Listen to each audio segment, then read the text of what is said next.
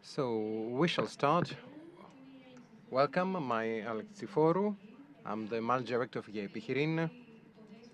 I'm going to host this event, though it was not actually scheduled, as we're expecting the 8th Panhellenic Congress for the development of Greek agriculture, because my dear friend and colleague Nikos Lapas unfortunately cannot be with us today.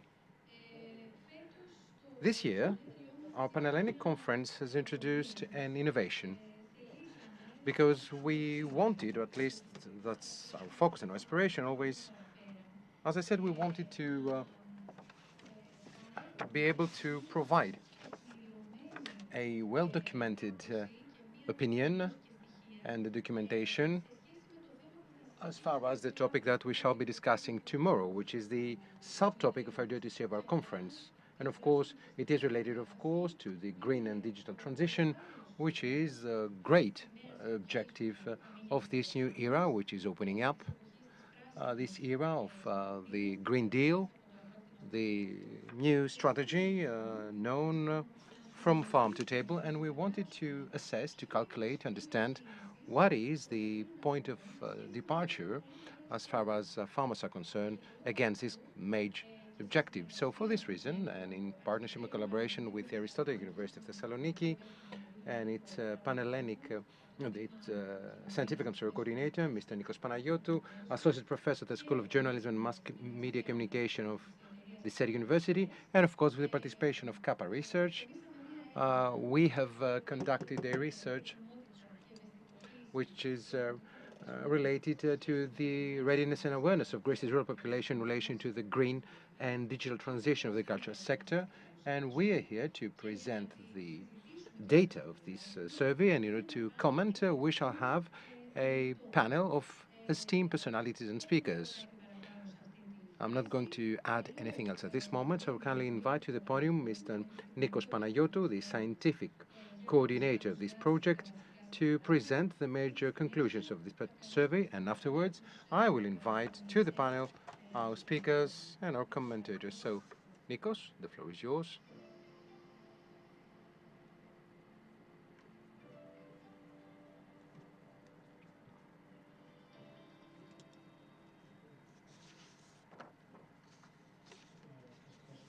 Thank you very much. My name is Nikos Panagiotou. I'm an associate professor at the School of Journalism and Mass Media Communication of the Aristotle University of Thessaloniki. And before starting talking about the survey itself, I wish to thank GAIA company, its president, Mr. Adoniadis, its general director, Ms. Tsiforu, and Mr. Konstas,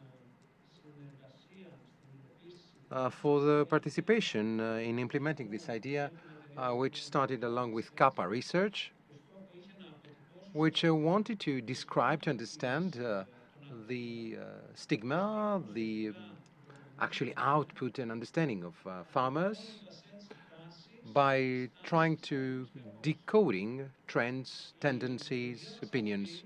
This particular initiative is included at a crucial moment, as it is actually related to the management of change.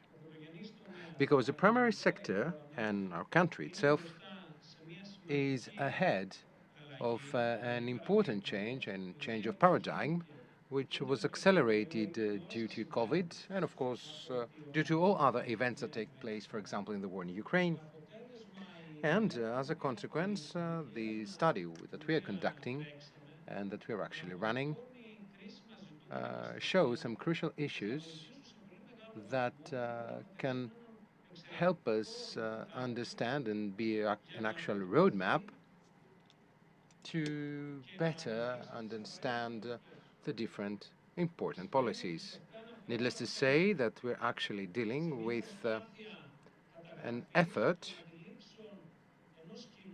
of a public, crucial actually public and people, which is of course to an important productive aspect of our country, which of course is supported by GAIA EPICHEIREIN, and we want to thank them along of course with Kappa Research for the excellent collaboration we had.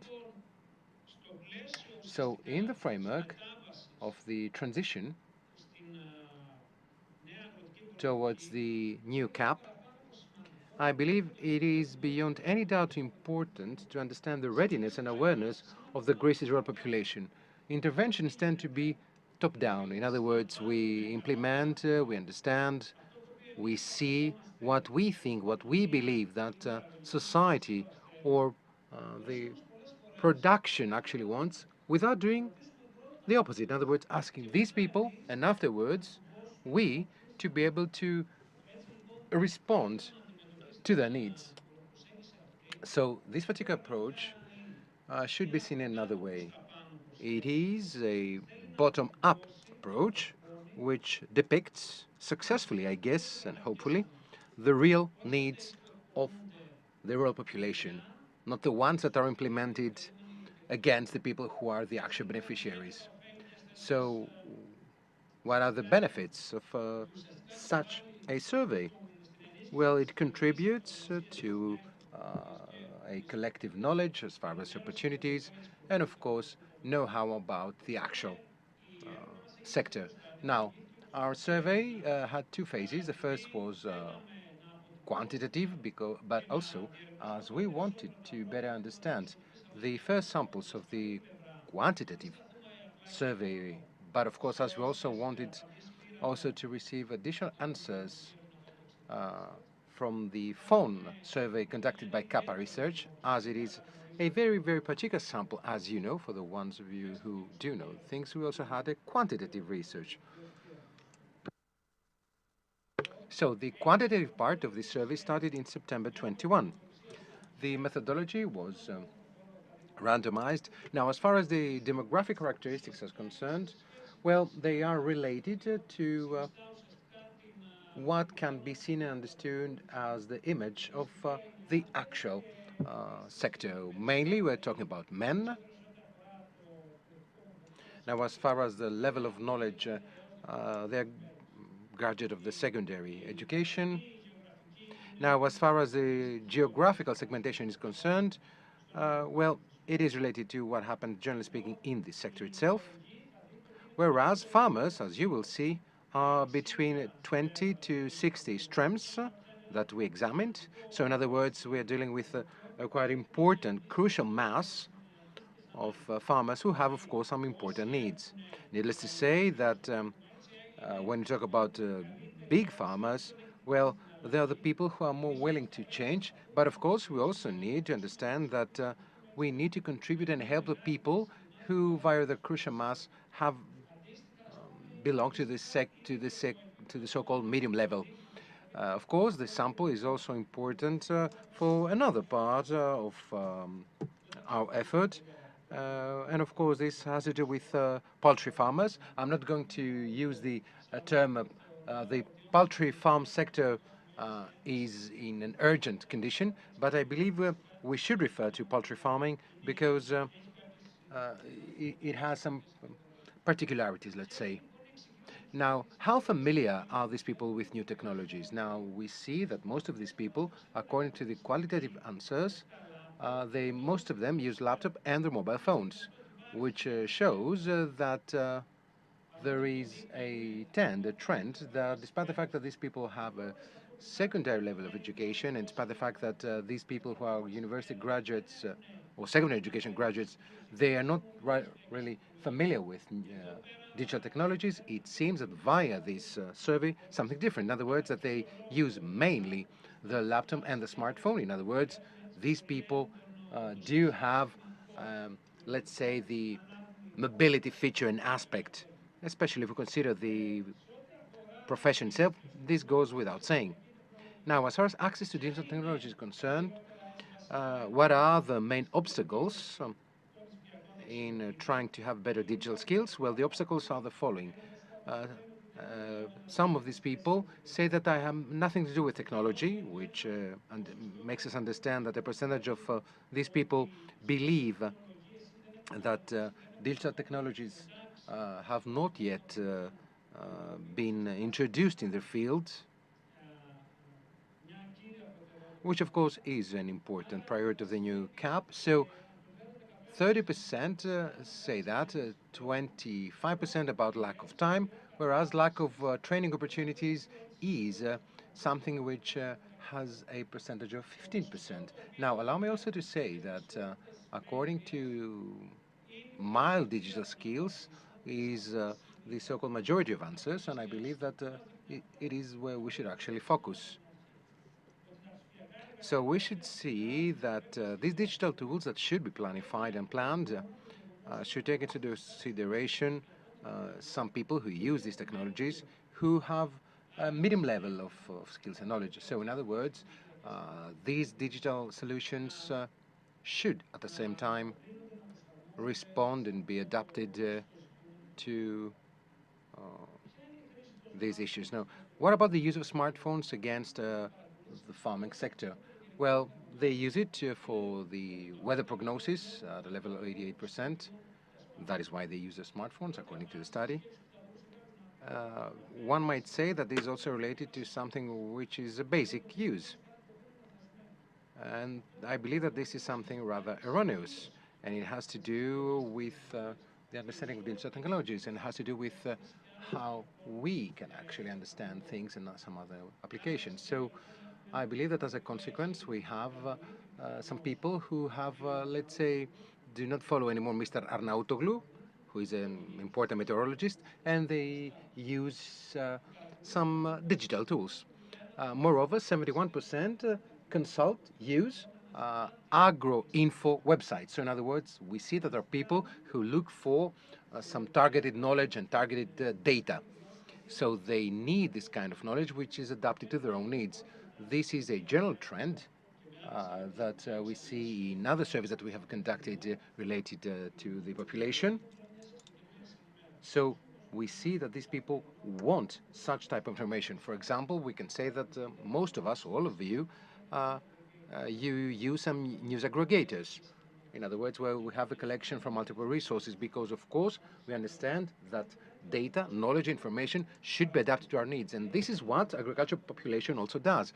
It wants to receive information from websites which are related to their own field, in other words, to the farming sector. Something else which shows this type of field, of course, email and all other topics are there. And of course, this finding is also related to the fact that has to do with the general trends of the field. So in other words, we use them as a tool which will lead us to somewhere else. So we see that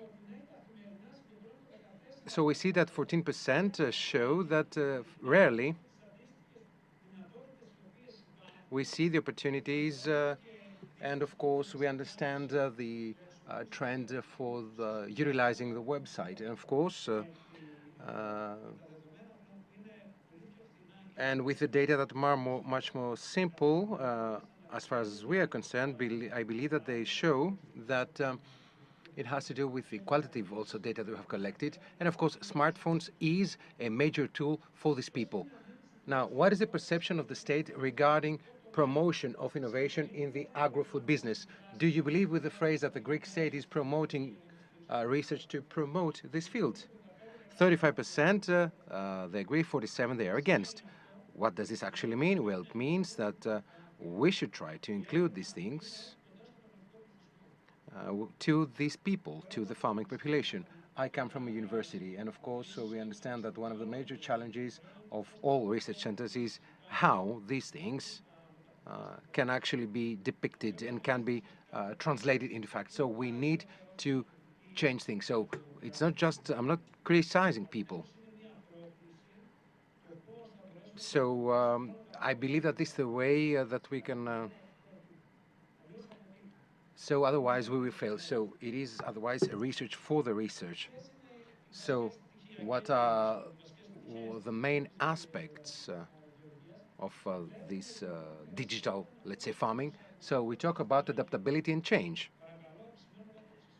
And please allow me to refer to the fact that this research is something that can be seen, can be understood as a way to understand the challenges against these opportunities and how our population is ready to respond to these challenges. And of course, this is the great political thing that we need to consider. Now, taking into consideration the interaction of these fields, how important do you believe is the adoption of more friendly to the environment policies? The majority believes that this is very important, but they also believe that the use of new technologies is important in the methods of farming production. So we're dealing with a population which is ready to accept these innovations, and under, of course, the condition that they will be offered through the actual capacity skills that these people are. How informed people are as far as the new CAP adopted by EU. 25% they say that they have quite some knowledge. The rest insist that they have not enough knowledge. So as we are talking about a new change, a new trend, we see that the large majority of people lack the actual knowledge, which makes us understand that it has nothing to do with a lack of understanding, but I believe it has to do with a general, let's say, level of discussing things. So I believe that all of these things should be seen in a different way, especially if we try to understand how farmers understand the different mediums of communication and media. Now, as far as digital transition is concerned, a new CAP is concerned, well, I believe that these people do not really know, do not have the appropriate knowledge. Now, as far as green transition is concerned, we see that the median level is 7%. These people believe, understand that these things should be seen differently. Now, the major level of this change is the state. Why the state? Well, because to the consciousness of a large majority of people, we see that collective schemes have failed, according to the trade union associations, but of course not collective efforts. So state is still the major pillar to which people go and ask for help, and of course this has quite some explanations. But personally speaking, I believe that as far as this change is concerned, we cannot see things differently. So we need to have a decentralization. We need to promote these things via schemes, via strategies, via networks that are in a position to transfer this knowledge to all interested parties.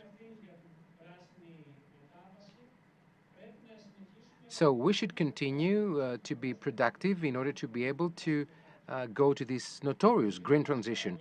The question of productivity, the question of being able to be financially sustainable and at the same time environmentally and is important. So we need to understand that farmers have their own, let's say, duty, but this is also related to the need of course, sustainable support. So from the change of activity are going to be beneficial in less than 5 years, 23%. And of course, this has to do with a transition of discussions towards a future that we have seen also in other researches. Now, use of new technologies in production. We see that, generally speaking, those of you who use new technologies, 32% they say no, but I would like to. 39% they say that yes, I do use digital tools in the way digital tools are seen and understood, especially if we consider the fact that somebody uses these digital tools to see the weather they included in this use of digital tools. And we see that in this case, the second chart is important because it offers quite some important data as far as how and when I use these tools. So we can actually see that a large amount of these tools are related to the way that that person will be able to produce. Those people who use new technologies, they expect a greater productivity and, of course, to decrease the employment cost. I believe that these things should be taken into consideration, especially if we consider that the second pillar is going to be a crucial issue related to how things will evolve. So what one might say, the lack of funding creates problems, but still, at this point, I dare to say, and I believe that according to the qualitative survey, what is important, what is needed is how people will be able to adapt and respond to the needs and demands of these people. So as far as agro consultancy is concerned, well, of course, they refer to agronomists. They also go to some special consultant agency. What actually this understands and makes us actually feel is that, once again, if we have some organized schemes, some networks, companies, in other words, who have promoted the fact that they are in a position to help, support, and especially reinforce what is actually needed to this new transition. So, of course, we understand that this has nothing to do with the state per se, but we have some public authorities that fully understand and know that they have a problem of leniency, let's say. So, in other words, taking into consideration this new change, we should be flexible, but of course reinforcing the regulatory role of the Greek state. In other words, have you ever received an assistance from a specialized consultant agency?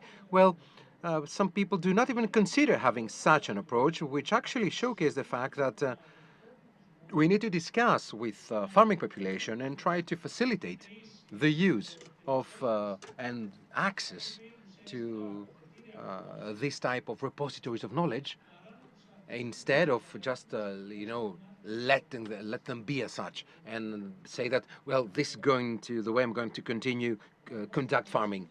Now, level of satisfaction, 77%, quite important. So we need to support and facilitate access to knowledge. How are we going to do that? Well, by promoting the advantages of knowledge and, of course, by promoting the additional benefits. What is the relationship with the rest of the society? Well, this is a question that we rarely find in such surveys.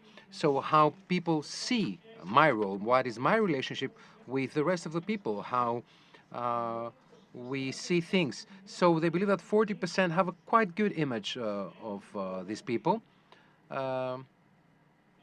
which means that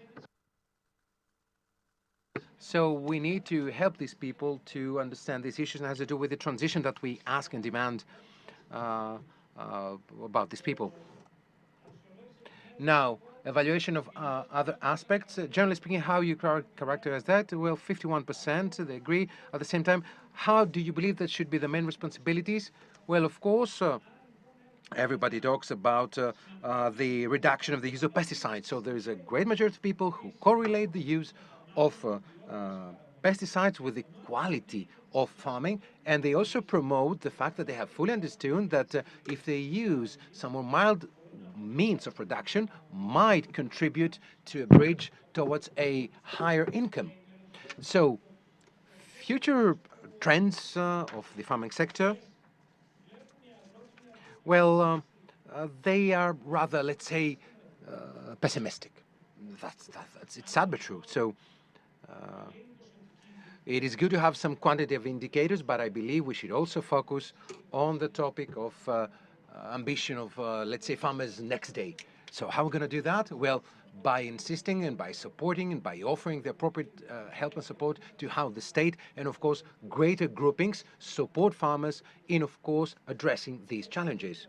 So 31% are quite ambitious. And according to the qualitative survey, we managed to understand that people who have adopted contemporary or modern means of production are the ones who are more willing to change. Now, what is the level of awareness? Well, of course, has to do with high costs. High cost, special production, consultancy, which is going to be related with some tangible results as far as the adoption of new technology are concerned. We will be led to a greater, more advanced adoption of these new technology, let's say. So let's now refer to the quantitative survey, where we had some personal interviews, especially with people who are, they say, the so-called KOLs, the key opinion leaders. In other words, these people who can truly understand and see things. We also utilize some focus groups, in other words, some focus discussions, where these people helped us understand some crucial aspects, issues that were promoted via this quantitative survey. First of all, has to do with the challenge of sustainability and, of course, its relation to climate change. So if we ask from farmers to just turn and become green because this is an objective set by the EU, by Brussels, well, it is doomed to fail. So once again, we need to find a way to correlate the EU in a positive way. In other words, it should be seen as a condition that will produce tangible positive results to the society itself. Now, in other words, to what we're actually focusing, what are we aiming at? Well, we want to make the farming sector as people that they are the ones that are the sponsors and the owners of these changes. So they need to understand that the paradigm should be changed, and this is the actual role of the policy, of the politics, and they need to promote the new Green Deal. Otherwise, we will be against a phenomenon which will resemble to the Luddites, who were truly afraid of new technologies. So agronomists are the ones who know about the new policies, and they can help, of course, farmers. They can help poultry farmers, sheep, goat, pig farmers. So there is a willingness, if we manage to have some flexible schemes to adopt such efforts of financial aid. And of course, we understand that these new green opportunities and initiatives will be adopted. Now, as far as the consequence to the environment is concerned, well, it seems that we need to have a more friendly to the environment production methodology, and I believe this is fully understood by farmers who understand that they have seen or heard the immediate benefits, whereas they understand that the so-called smart farming can contribute to a more focused solution to their problems. And of course, the role of knowledge and innovation today is that it needs to be adopted. We need to offer incentives to adopt this new technology and integrate them in the farming process. And of course, agronomists play a crucial role via their understanding, via their knowledge, and it will help farmers to have multiple positive results. Now, I also referred to collectivities. So important of networking activities, we see that is something which will produce good results. Now, in today's world, people understand that via such collective efforts, they will help people to change and to, let's say, be transited to the new technology. Now, as far as logistics is concerned and the role of logistics, well, they believe that they should play a more crucial role in the logistics, which is related, of course, to the new strategy, which is under elaboration, which should also focus the fact that farmers should contribute themselves to what we call from farm to fork. Also, packaging and, of course, marketing promotion. We talk about a new model that I believe is important. And once again, the state needs to play a role of catalyst in this field. So citizens do not know the problems that farmers face, whereas consumers do not have a good understanding, good opinion, it's a positive opinion about farmers. So, conclusions. Well, ladies and gentlemen, knowledge, beyond any doubt, is important for for promotion of digitalization, which is, of course, a knowledge per se. This needs to be accompanied by an effort to create these technological solutions that will take into account the skills of these people, farmers, in other words. When we talk about sophisticated devices or applications, sorry, the speaker grants himself should follow a model that one might adopt, might copy via the models he or she already uses or exists in the market. Other people have also moved to the digital transition, which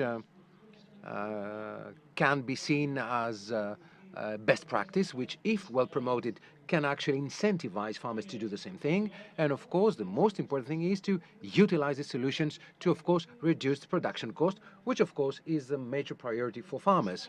Now, positive stance against digital transition, against one might believe, still the need to adopt more friendly methods of production and new technologies should be accompanied with simple and tangible examples and solutions. Otherwise, if it's, let's say, in an encyclopedic way, or let's say remotely, it once again will be doomed to fail. Allow me to say that there's also an erroneous perception about CO2 and the greening process of the production, especially.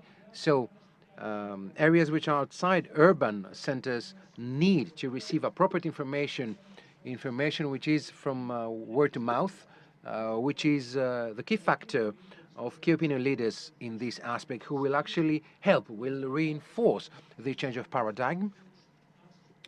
These people could be seen as the new access points for these people to manage change. And of course, there's a lack of information as far as the new EU Green Deal.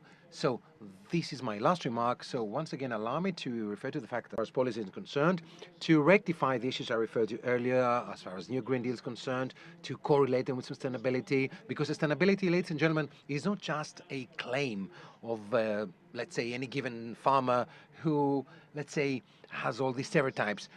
We are talking about a tangible measure, a tangible indicator. We are not here just to, let's say, in an oppressive manner, make people believe in this new change.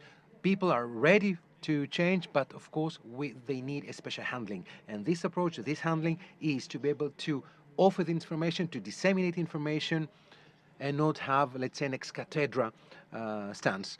Thank you very much for all these people who contributed to this survey, which is a collective work. Once again, I need to work GAIA Research, GAIA EPICHEIREIN, and of course, rural population, and all of my collaborators. Thank you very much.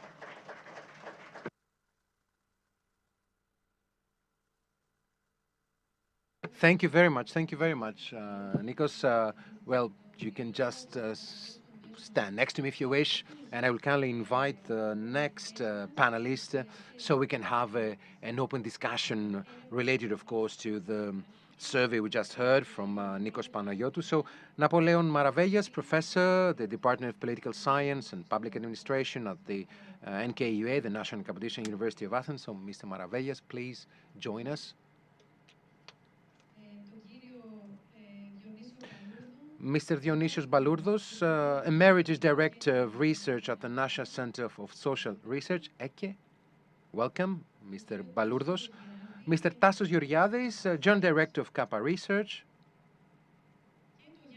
And Yannis Mavroudis, Business Strategy and Extroversion Executive at New Republic. Welcome, all of you. Allow me to start our discussion by offering the floor to Ms. Faye Makadassi. She couldn't be with us on site. She has a really heavy schedule, and I kindly want to thank her that even remotely she's with us this afternoon. Thank you, Dr. Makadassi. Welcome from the Dianoesis Research Center. So let's start with your comments. And I would kindly invite you to provide a general comment as far as the her survey you just heard, hopefully. Good afternoon. I would very much like to be amongst these distinguished panelists. But today it is our advisory board at the Dianoesis, and I'm truly sorry for not being here. Tomorrow, however, I will be there physically from the morning. A big thank you to GAIA EPICHEIREIN, and particularly to you, Ellie, for inviting me to offer my comments on these very interesting findings of your quantitative research. Such researches and surveys are crucial because they allow us to have a detailed, full image on the people to whom these policies will be implemented. policies that we have been suggesting and you have been suggesting. I think that I have noted 4 main elements. Clearly there are more, but I will focus on these 4 ones. The first one is the training of farmers. As Mr. Panayiotou said, this image might be due to the age of a big part of the rural population. About half of them is over 46 years old, but it is a commonly accepted logic in Greece that rural professions do not require investment on training and human capital. And I would say that this is problematic in a twofold way. First of all, our rural population does not have the necessary knowledge about many things that are necessary for farmers. They don't know. They know nothing about business administration, economics, physics, chemistry, and they would need the fundamental knowledge of these sectors in order to perform their jobs. So we do have a lot of farmers, but with no great potential when it comes to the utilization of new technologies and the creation of economies of scale, especially if we take into account the international competition. And of course, we have to find our position within this international landscape. On the other hand, farmers very early in their lives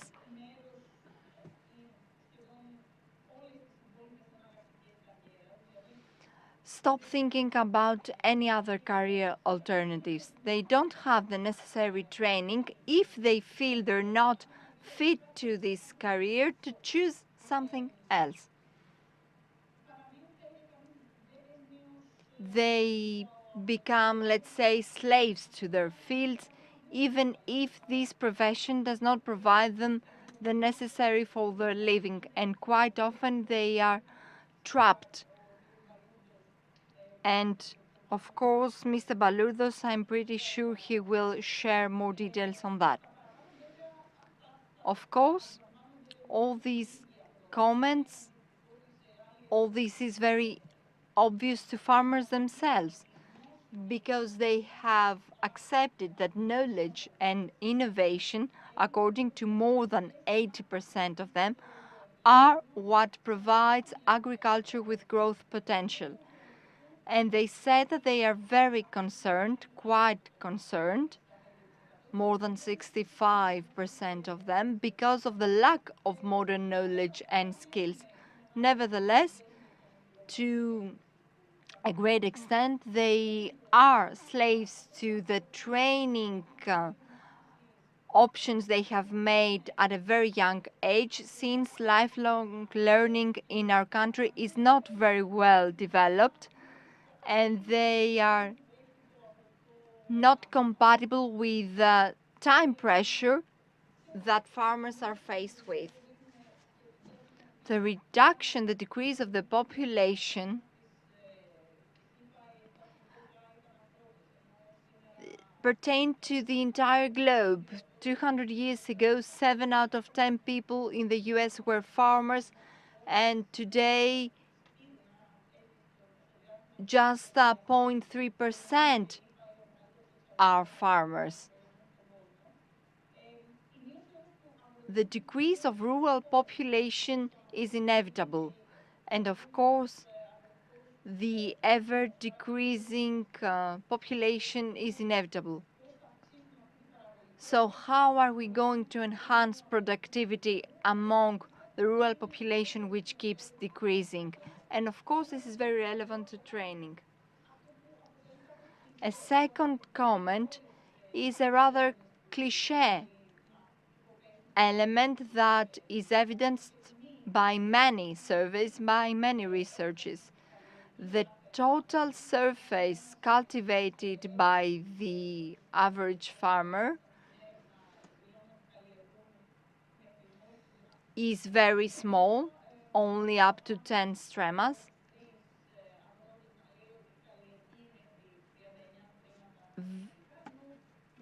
Most respondents, 55%, said that they cultivate up to 59 stremas. And of course, this finding is consistent and puts emphasis on the main concern of all surveys, the small lots, the fragmented fields and parcels. These problems are very well known to the Ministry of Agricultural Development.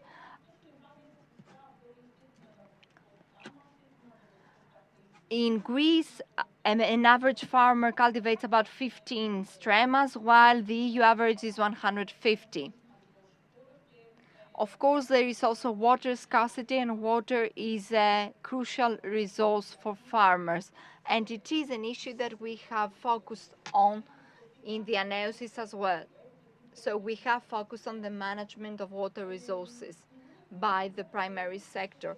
From time to time, there have been efforts to tackle this very crucial problem through producer groups, through agri-cooperatives. GAIA EPICHEIREIN has recently conducted a survey on the forms of organization among the agri-sector. My feeling, and correct me if I'm wrong, is that the already existing solutions are not very effective. So we need more drastic measures. And best practices indeed point to other measures more effective, and we need to take a look at them with great attention and implement them not ad hoc, but tailor-made to our context. My third comment is about the views of farmers on the adoption of technologies and production techniques. I was rather impressed by the fact that when they are asked whether they have implemented changes, most of them say yes. I believe 7 out of 10 state that they have adopted more environmental friendly equipment and techniques. They have adopted new technologies. I believe 40% said that. And this is compatible with what has been stated in previous questions. So they have this sense of responsibility about the green and digital transition, about 70%. However, and this is very interesting, when they are called upon to say if they have adopted specific green solutions, such as agrometeorological stations, monitoring of their production through their mobile phones, etc., if you see who answers yes, it is among 5 to 28%, a very low percentage. And this is not, I'm sorry, there are some connection problems with the speakers. I would say that they have a false view about what needs to change, or they have a false perception on the things that they have actually changed. This is why we need prompt, correct provision of information to farmers on the technological options available to them and the possibility to implement such of them. GPS on tractors might seem very far from the Greek context, but this is something that needs to be implemented very quickly, as soon as possible, in order to become as effective as the rest of the EU. What makes us a bit optimistic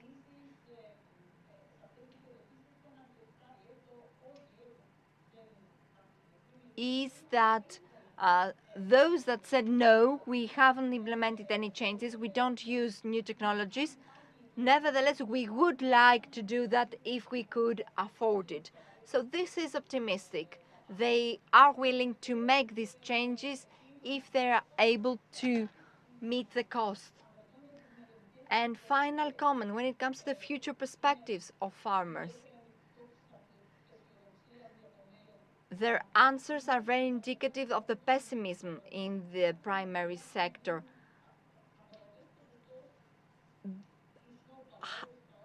Less than half of them would urge their children to uptake their profession, to become farmers. So I would say that this might be a concealed way to acknowledge that they chose the wrong career as well, the wrong path in their life. Yes, it is very difficult for somebody to admit that they were wrong in the choice of profession, but when these people are asked whether they would urge their beloved ones to do this job, then the answer is more honest, I believe. So most of them,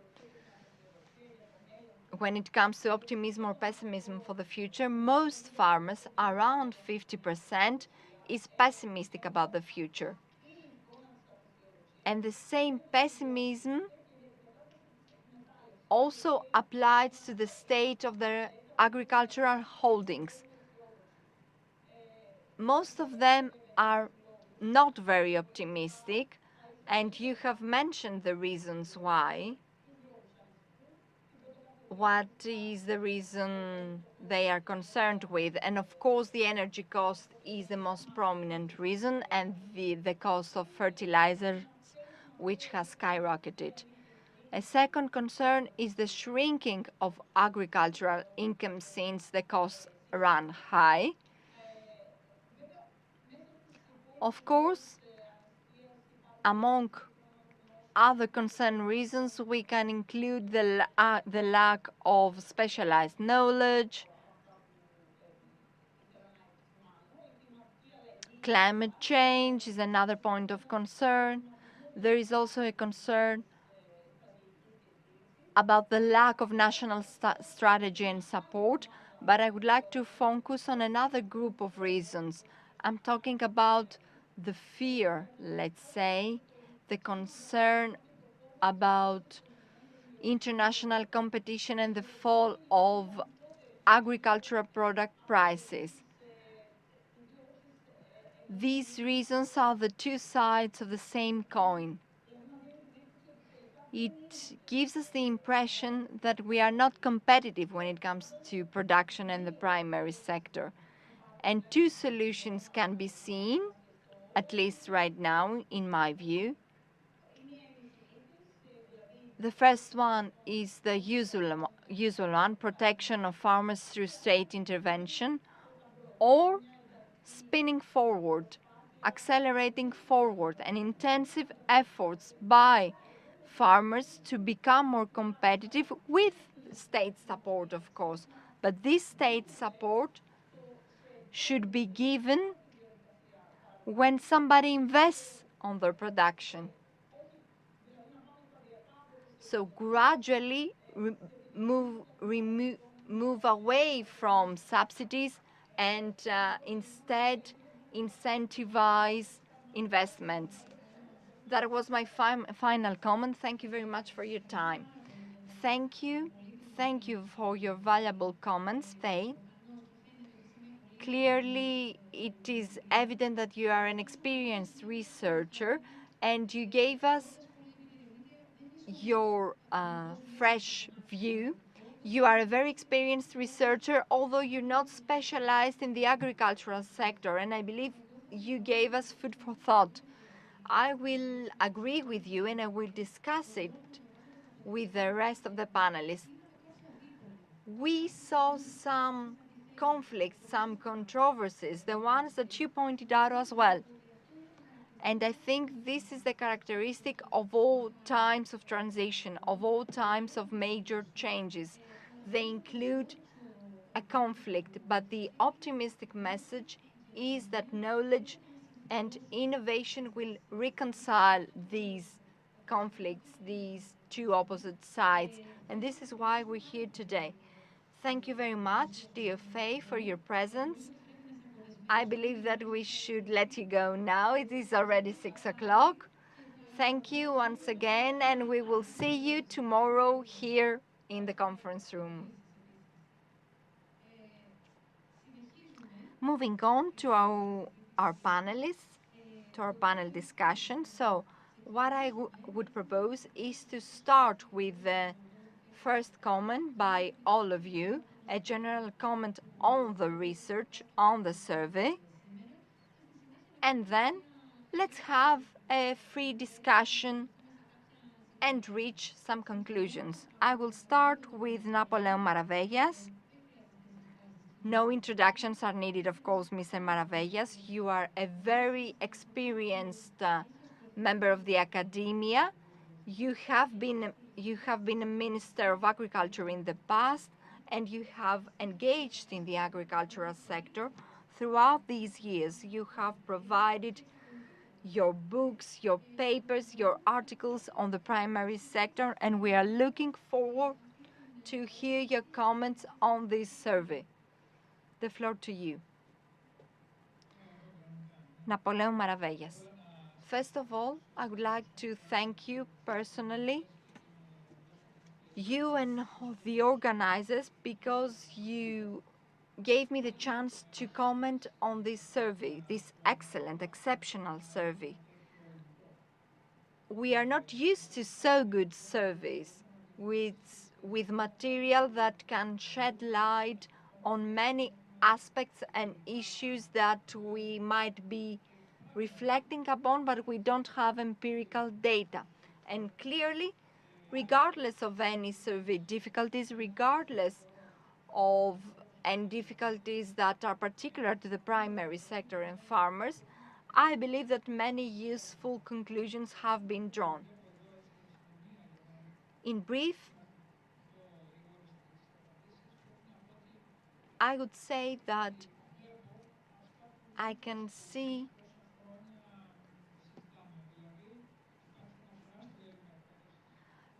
that there is a huge training deficit. If our farmers were more trained, and I'm not talking about general education, I'm talking about vocational training for farmers. Very few of them, just 3 to 5%, have received such training.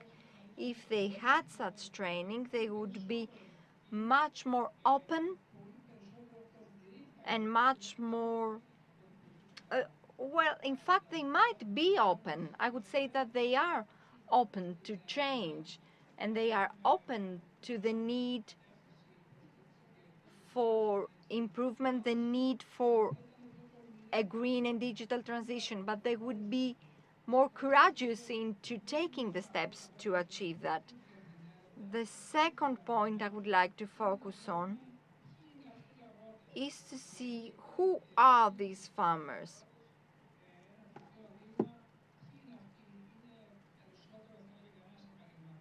Are they professional farmers? Their main source of income comes from the primary sector.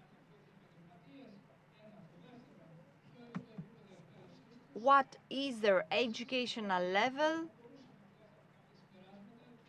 That will allow us to draw some conclusions as well. And of course, their size. We said that most of them cultivate from 20 to 60 stremas, but it would be useful to know how many cultivate 20 stremas and how many cultivate 60 stremas.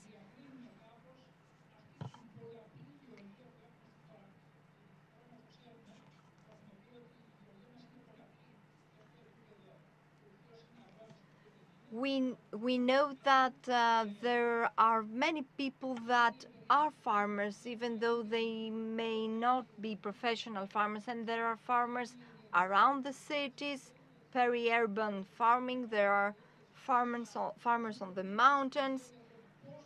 All these factors are useful and they shape the openness, let's say, of farmers to developments.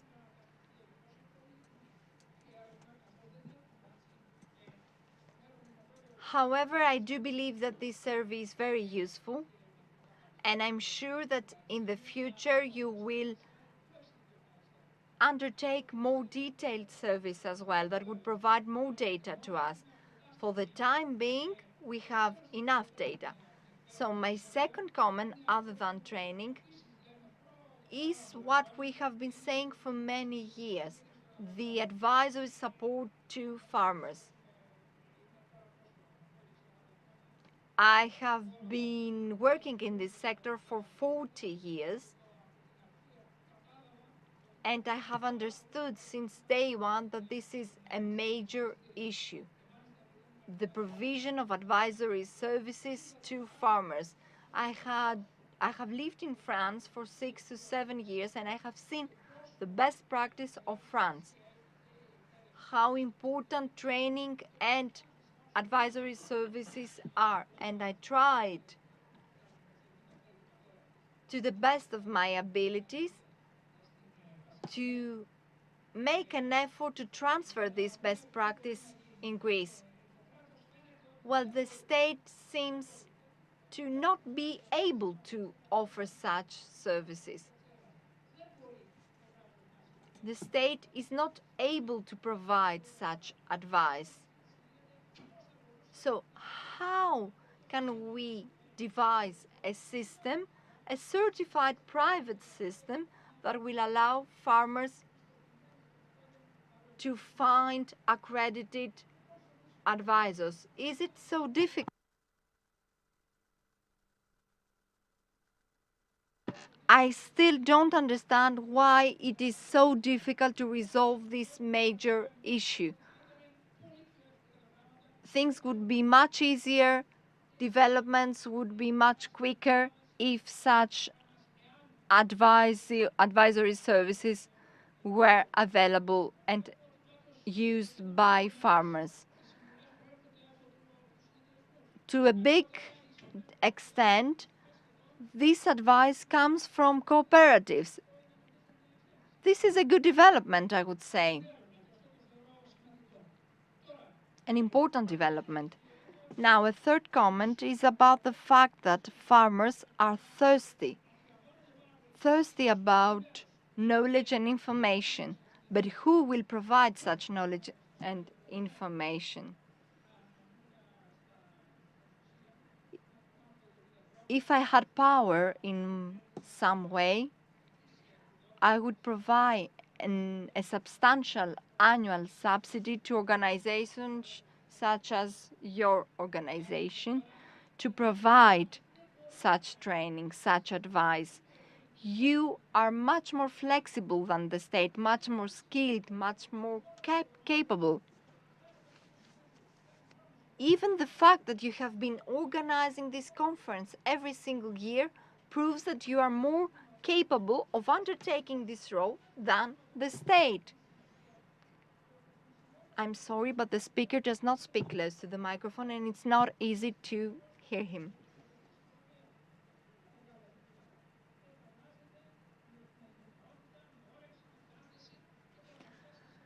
And I would like to congratulate you for raising all these issues because farmers are thirsty for knowledge and information.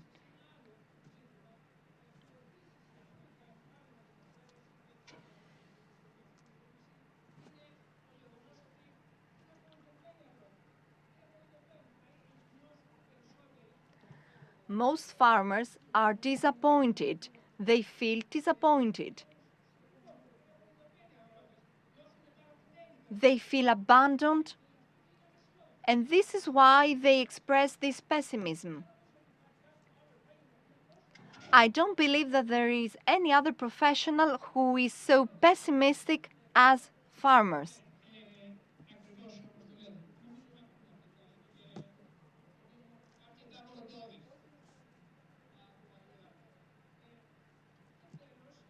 And finally, another remark is about the fact that in Greece, contrary to other Western societies, other EU member states, we have not managed to develop leaders at a local level. There are very few local leaders, and when there are such leaders, then they jump to politics. There is no reason for that. Let them stay leaders at the local level. Their role is very important. In France, there are local leaders everywhere. Only such leaders can persuade farmers through their example. They lead by example, and the people that talk to farmers should be farmers as well. They should be one of them. It shouldn't be a lawyer, it shouldn't be a politician, because such people are not persuasive for farmers. It should be just one of them. So we need key opinion leaders at the local level. And my final comment is about farmers adopting this need for change. This shouldn't be imposed from above due to a law, due to a circular, due to a regulation. This is something that should be born within the agricultural sector. How did the agricultural sector change in France? How did they manage to become the top producer in the EU? Through the collective schemes of farmers, through professional associations, etc. There is no other way. That's my personal conclusion. Thank you very much for giving me the floor, and I would like to thank everybody who contributed to this survey. It is very enlightening. Thank you, because this survey is very helpful for me as well in the efforts I have personally undertaken. Thank you. Thank you very much for these kind comments, for these insights you provided to the survey. Allow me once again to refer to the fact that the importance of the so-called key opinion leaders, or local leaders, if you wish. It is a crucial issue. In other words, that the local leaders should lead by example. It's something that it was extracted by the survey. So nothing becomes more successful if one sees one of his or her colleagues to apply a successful policy. So let us continue these initial comments from Dionis Balourdos, Emeritus Director of Research at the National Center for Social Research. Welcome once again, Mr. Balourdos. It's a great pleasure for us to have you with us. You are an experienced scholar and researcher. You're really, you know a lot about the field, and I believe that you can provide an overview which will help us think out of the box and will help us, let's say, jump into a new way of thinking as far as farming sector is concerned. Comments off microphone cannot be translated, I'm sorry.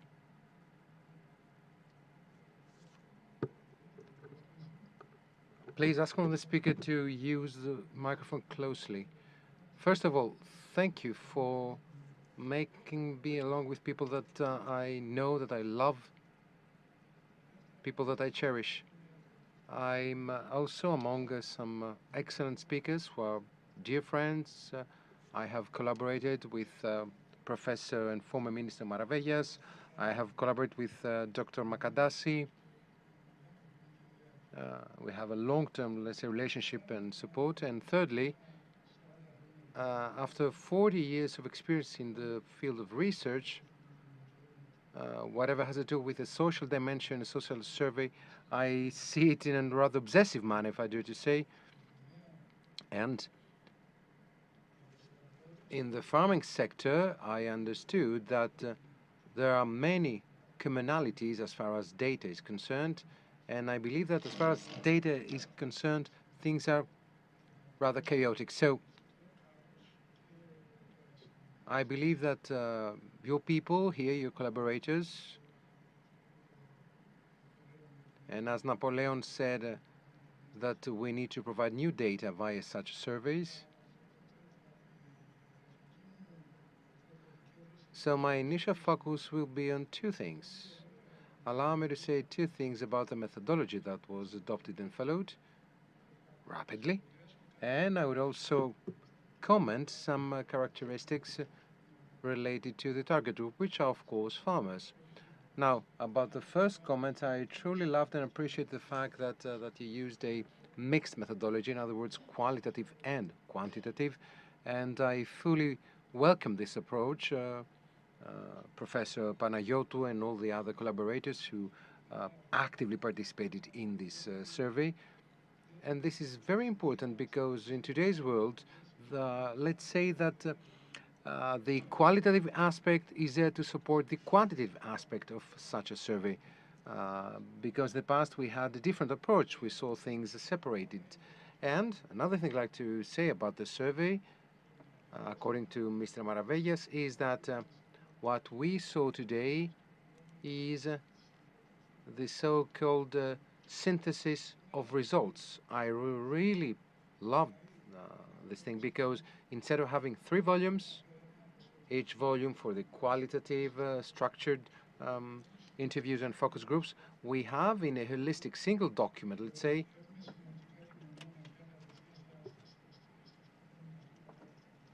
the so-called hot potato excellent survey, which has quite some, let's say, capacities. And I believe that you could fund even a PhD on this particular survey. That's the first comment. Now, as far as the social dimension is concerned, the social characteristics of the target group, in other words, the farmers, so what I understood as crucial is the so-called inequality, the inequality of characteristics. Inequality in terms of income, inequalities in terms of training and knowledge, inequalities in terms of access of information, inequalities in terms of digitalization, inequalities between Greek regions.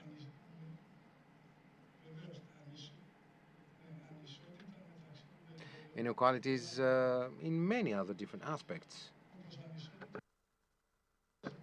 Inequalities also based on the demographic characteristics. So I have two initial comments. The first has to do with the poverty indicator, and the second has to do with the demographic dimension.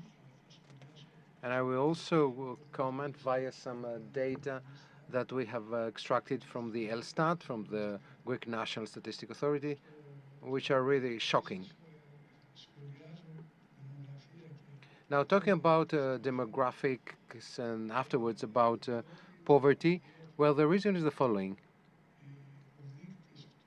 The poverty indicator, from what I saw, is included in the common framework of monitoring by EU as far as CAP is concerned. So in other words, it's a basic indicator, it's a consequence indicator. So we have CAP, and you monitor, you check, you assess the outcome, the results of trying to limiting poverty in a rural population.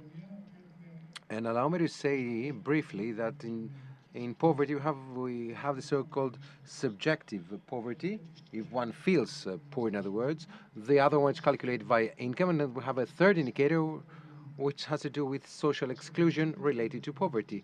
So allow me to start with the subjective poverty, that I saw data that nobody, I guess, commented, where you have identified in your survey that 69% of farmers feel they are poor.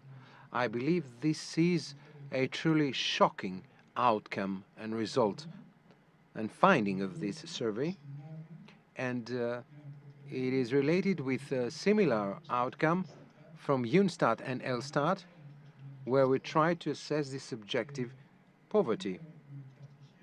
And according to the 2020 data, there is a question which says, how do you manage to make around with the income you have? Easy, difficult, very difficult. Those who say difficult, very difficult, in the majority of the population of Greece is 69.3%, or it's around the same result you got. So I didn't have the time to analyze this figure per different geographical territories and areas, but still, this is a truly worrying result. In other words, that farmers feel that they are poor. And as you understand, this is really pessimistic. Still, people who live in rural areas, in other words, farmers,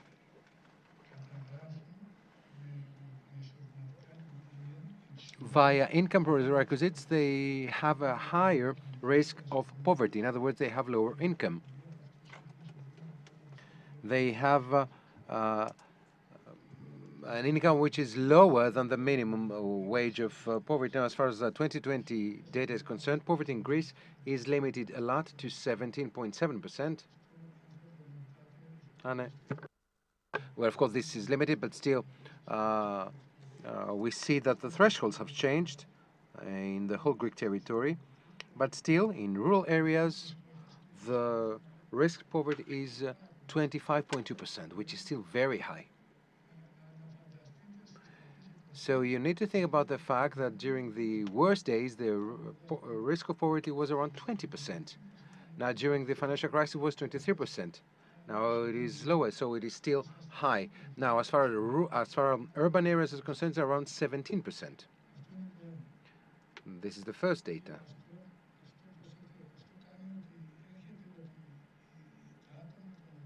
So people who live in rural areas with such a percentage is much higher. Poor people are more in rural areas, the speaker corrects himself, or in the so-called interim areas. And it is also depicted by another indicator that I'm not going to comment anymore. Another important data, which comes from the survey and is also important, is the demographic inequalities. The demographic inequality is not only in the rural population, or farmers, in other words, the fact that we are dealing with elder people, we don't have young people who are into farming.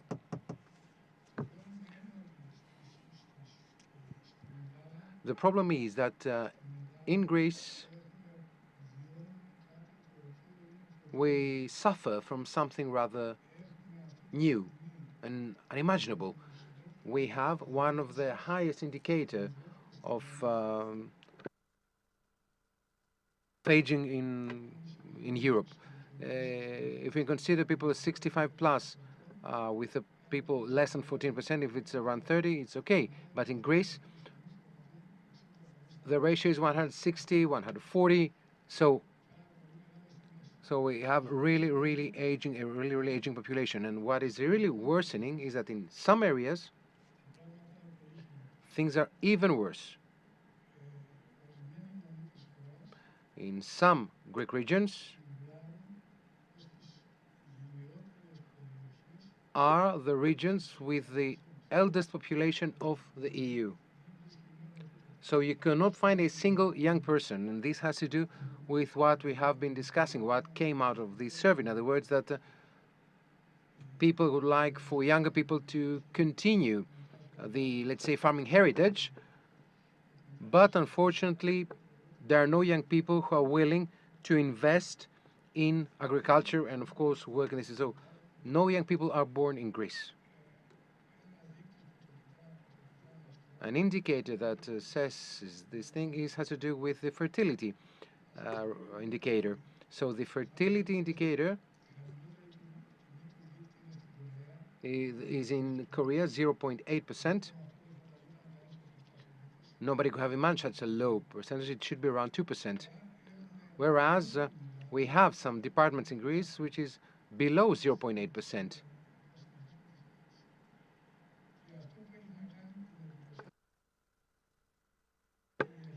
And the so-called managers of plots are becoming older and older. So from the data I read, it's around 57%, and today it's around 59 to 60% of female and 51% for men. So we see that the population who work in the farming industry is getting more and more old. So if we consider also the low level of knowledge, the low level of digital skills, you will actually understand that the situation in the farming sector is very difficult.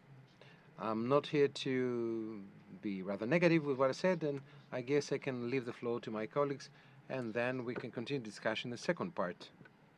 Thank you, Mr. Balourdos. Impressive data, the ones you shared with us. I guess that we can wrap up in an ambitious way despite these remarks, at least through our discussion afterwards.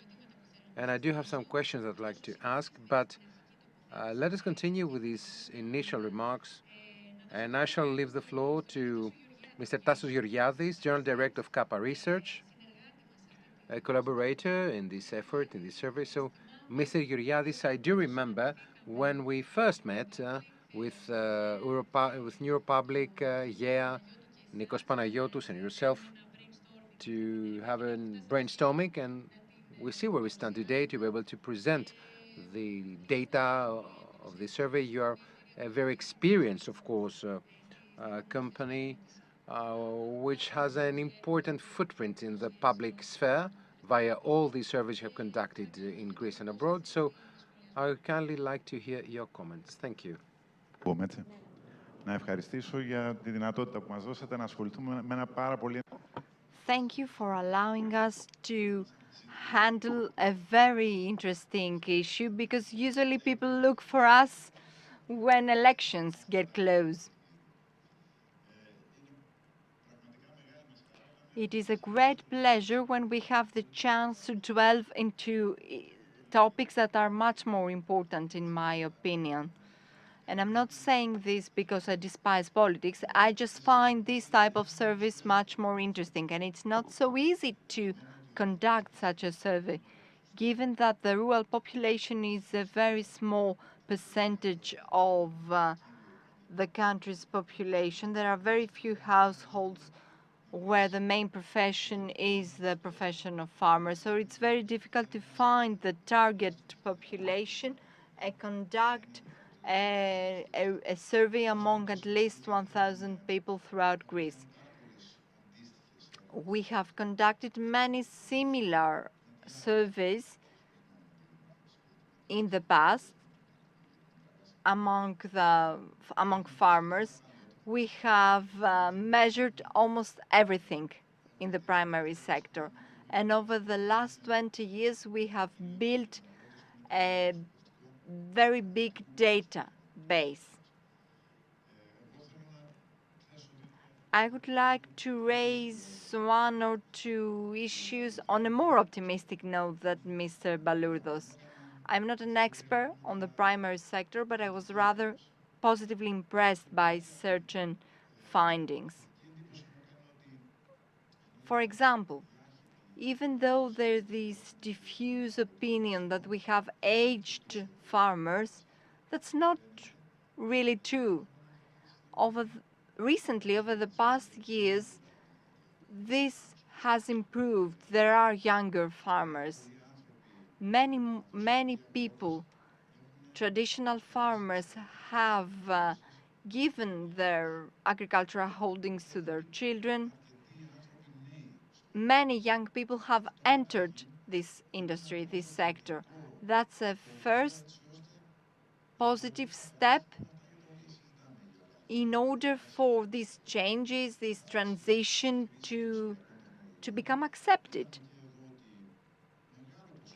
A very big part of people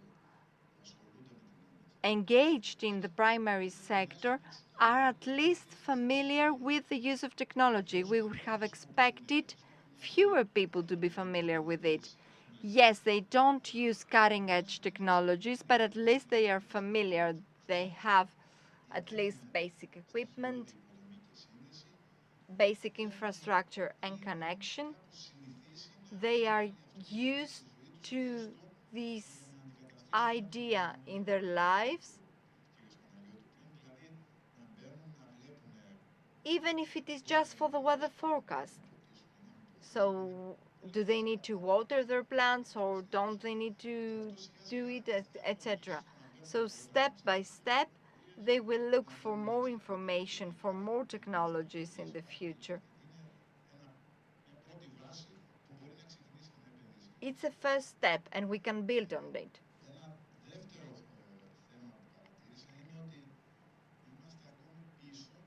Also, I would like to stress that we are a bit behind when it comes to the use of technology. Yes, a lot of them say that I would like to use more technology, but when we speak about technology, everybody means a different thing. A farmer might consider an online weather forecast to be technology. But nowadays, the use of technology in the primary sector is not just the weather forecast. It's the smart solutions that are being used by very few people. Around 4 to 5% just uses smart farming solutions. And in Greece,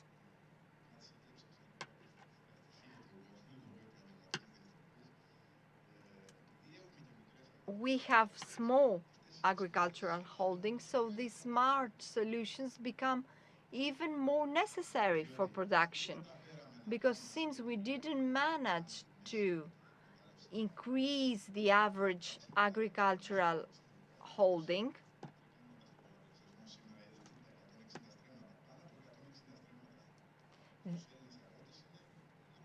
there are very few, just 10% of Greek farmers that cultivate about 160 stremas, which is the average in the EU. Here we are at 16, so 10 times lower.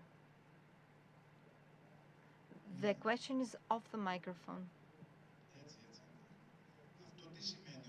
What does this mean? This means that we have small holdings and smart solutions are much more needed. Even the small holdings can be very effective and they can be sustainable, of course, provided that they participate in collective schemes, they use smart solutions, engage in producer groups, etc.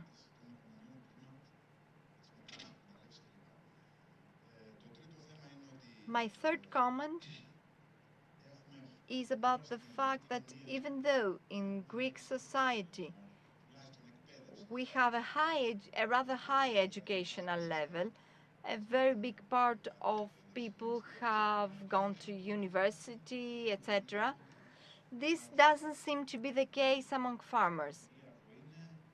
Most farmers have either finished mandatory education or even just primary school. Of course, the situation is much better compared to 25 years because 25 years ago, even secondary education was a rather rare thing in the primary sector. So there are steps that are being made that are to the right direction. And a final comment on optimism. We measure the degree of optimism around the Greek society in general. I wouldn't say that farmers are more pessimistic than the rest of the Greeks. And a possible explanation could be that over the last 10 years in our country, everything went south. In the primary sector, that was not so much the case. In other sectors, pessimism is much higher, especially now.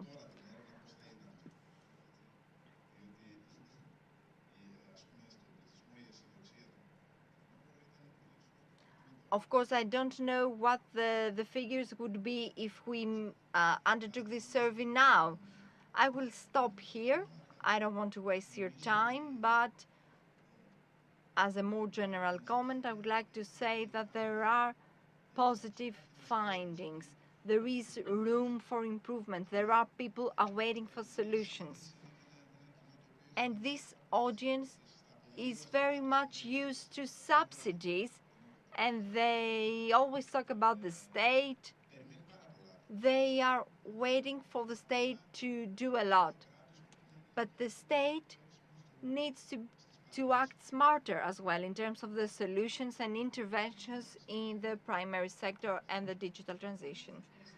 Thank you. Thank you for sharing your thoughts with us. Thank you for your cooperation and for providing this background to see holistically and more optimistically this issue. Let's conclude this first round of comments with Yannis Mavroudis from New Republic. Yannis, what's your difference with the rest of our panelists? You're here to talk about the solution to the problem. Everything we have been discussing about, you are actually working on that. New Republic has been working on digital and green transition before the EU made this an imperative. So please talk to us about the survey and about the work that you have been doing in New Republic and the results that you have achieved. And I think that you have a few things to share with us, with Vasilis Piriotis as well. Well, I would like to say that this particular survey, though, for those of us who see what's happening in the different plots and we talk with farmers, fully depicts the real perspective and image. We have a rural population that is elder, but fortunately we see lately some new farmers entering the sector with some incentives for young farmers, and especially, I guess, the financial crisis, who want to enter into the so-called green and digital transition. They do not have the appropriate knowledge about the new CAP, despite our efforts via our cooperatives as GAIA EPICHEIREIN, as New Republic, in different events. We still see that people need to understand what are the concrete objectives of the from the urban side. We're not in a position to understand how difficult the job is, and of course, I believe that they have sustainably been in accordance with these issues in order for us to be able to extract these benefits. Especially lately, we see that there's a lack of agricultural products in supermarkets everywhere, and this has to do with climate change, to the higher cost of production, and to many other issues. Now, what we have done as a New Republic group since 2014, I believe that we have introduced by the previous CAP the so-called smart farming. So we try to convince producers, to convince the rural population what are the benefits of technology if applied on the field. And I need to say that initially we had quite some obstacles. People wanted to see the examples, they wanted to see how technology can be helpful. So the so-called mass marketing helped a lot.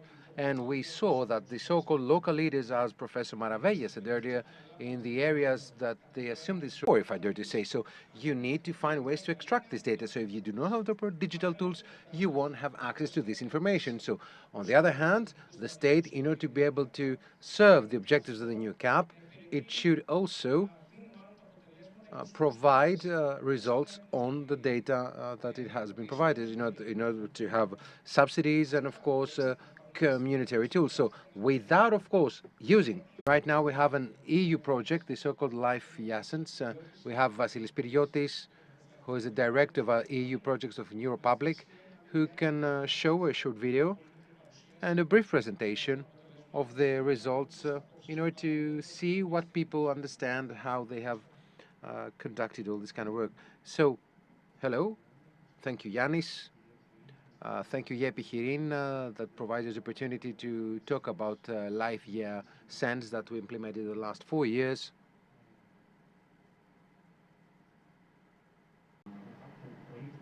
That farmers face since they wake up till the late in the evening are problems that are created, and so we need to provide them with the appropriate tools that will be tangible, workable, and will help make their lives easier. Images, the satellite images. We collaborate with local agronomists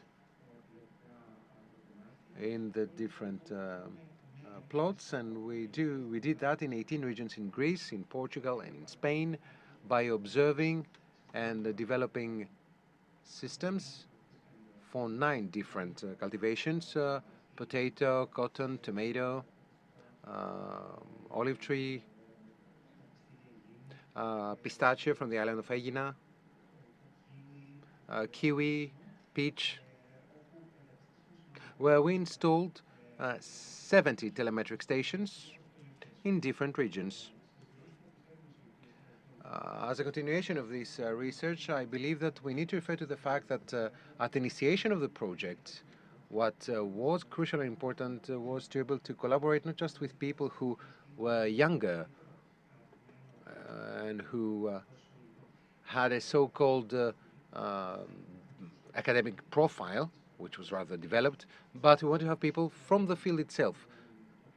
That is why 55% of people who participate in the project were more than 45 years old, and just 22% were around 25 to 35 years old, which is the ideal age, if I dare to say,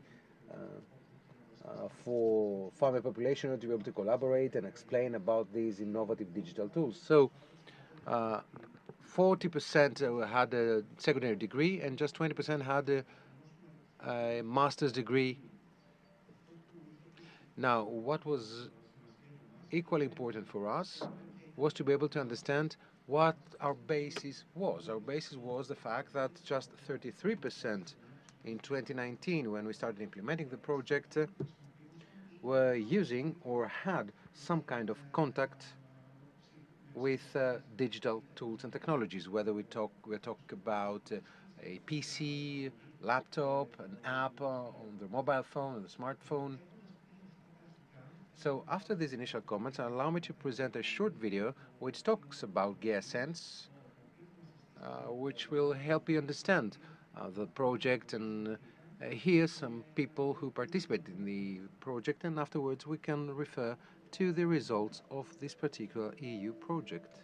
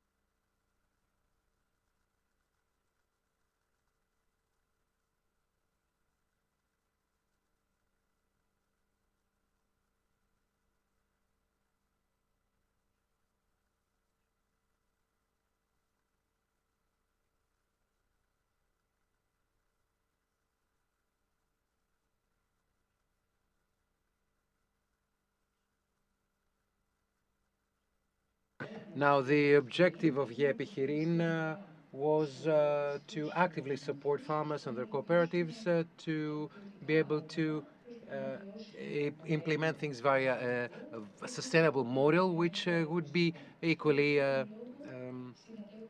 competitive. That is why we participate actively in GAIA Sense by supporting all of its activities.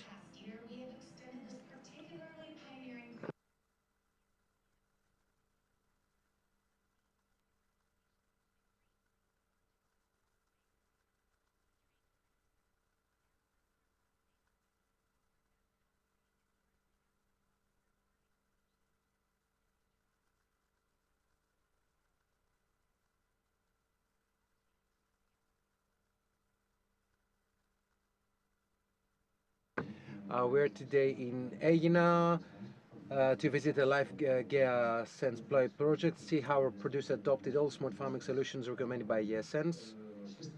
The smart farming system focuses on pistachio tree cultivation in Aegina. It is a central cultivation. About 500 families of producers cultivate the plant. To be honest, every farm in Aegina owns few or many pistachio trees. Thus, there is a high interest and the love for this tree and, of course, its cultivation. Until today, our cultivation method was based on experience. as well as on traditional advice and methods. Today, through the new means of technology, the results will be much better. Besides, we have already tested it. It is really necessary to use all of these technological feature aspect possibilities which are offered to us via Live Gas Sense project.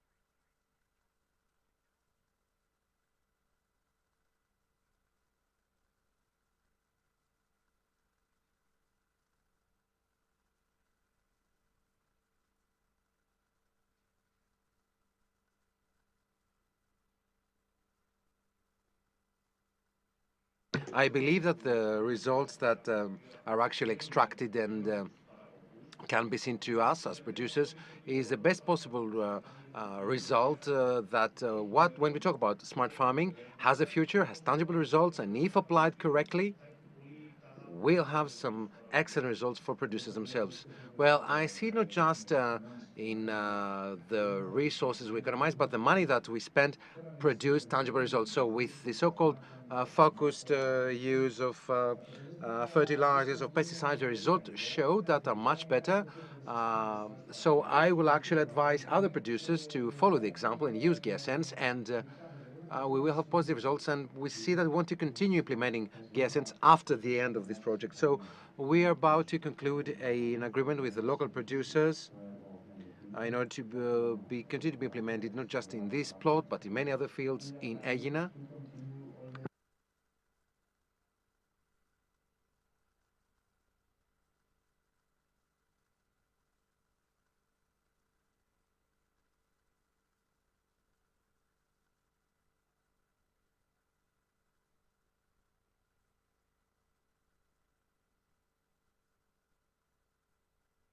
So we believe that via this project and all the process throughout these 4 years, we are able to extract conclusions that we were able to apply on the spot, on the cultivation of apples, of peaches on a region, and we will thus decrease the production cost that we all know that is continuously growing, and we can actually help producers in order to get more money in his pocket at the end of the day. These projects are very important because it can help us understand how we can be active, ready to respond to challenges, and avoid additional problems.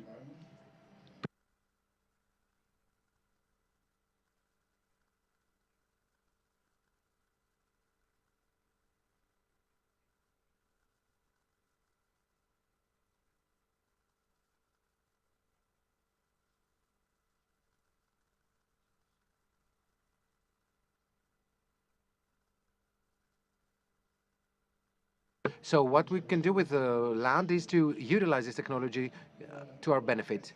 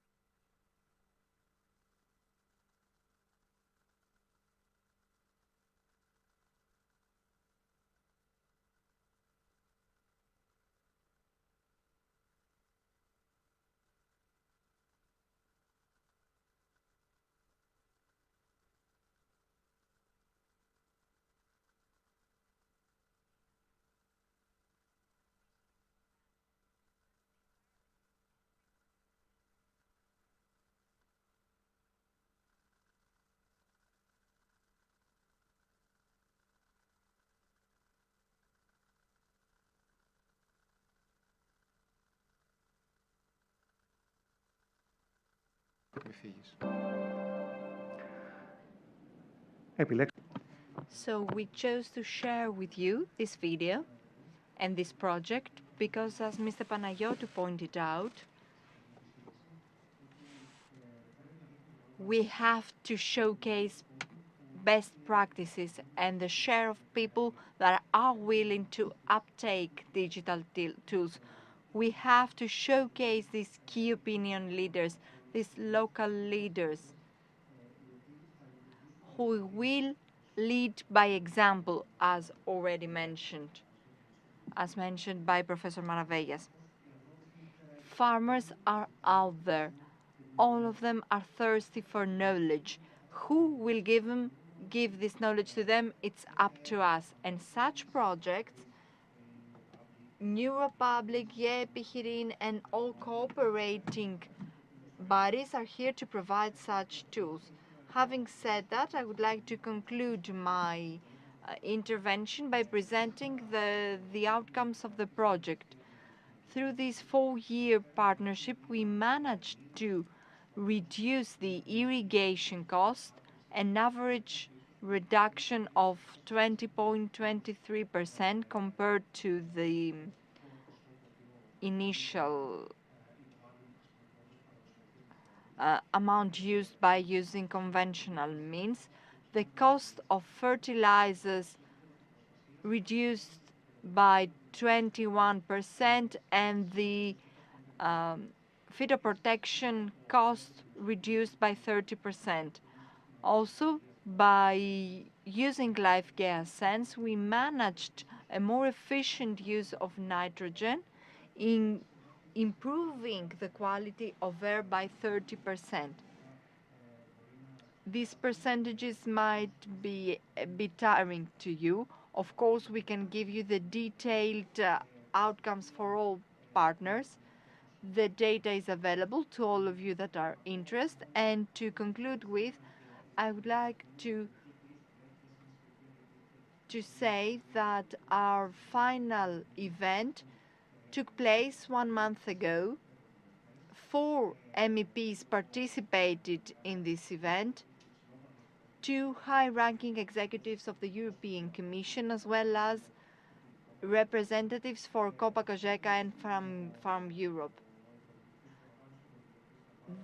Alvaro Amaro, a Portuguese MEP, said that there is resistance to modernization, and we acknowledge that through our research. But those that can contribute to the improvement of these conditions are these co-funded projects that are being implemented throughout the EU. And the challenges that we need to tackle are the increase of productivity and the reduction of the environmental impact. Smart farming can help, as Roberto Delgado Rosa pointed out from the European Commission. Thank you very much for your attention. Yanni, the floor to you. Back to you. Thank you, Vasilis, for sharing this video with us. It is the last day of the project, and it was a nice way to conclude it. Your data proves the effectiveness of these solutions, these technological solutions, quantitative results, and let me keep what a farmer said on your video. A pistachio farmer said that it's not about the cost per se. We want to spend money, but do it in a cost-effective manner. This is very, very important. This is a key takeaway message that is consistent with the findings of the survey, because the quantitative part of the survey indeed highlighted that farmers are willing to adopt such solutions if there is somehow a guarantee that there will be a benefit. If there is a benefit, if we prove them that these solutions, these investments are cost effective, they will join in and they will take the risk. But in order to take this risk, time is needed and tools are needed, support is needed. Everybody talked about the role of the state, and you all said, and I guess we all agree, that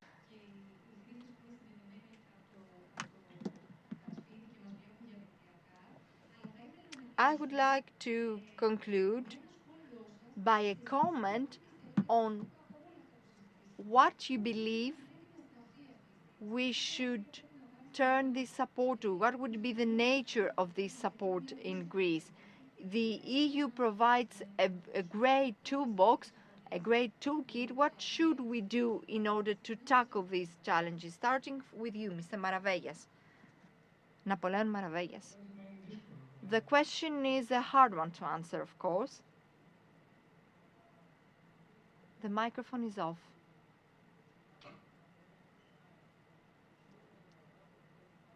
The speaker's microphone is off.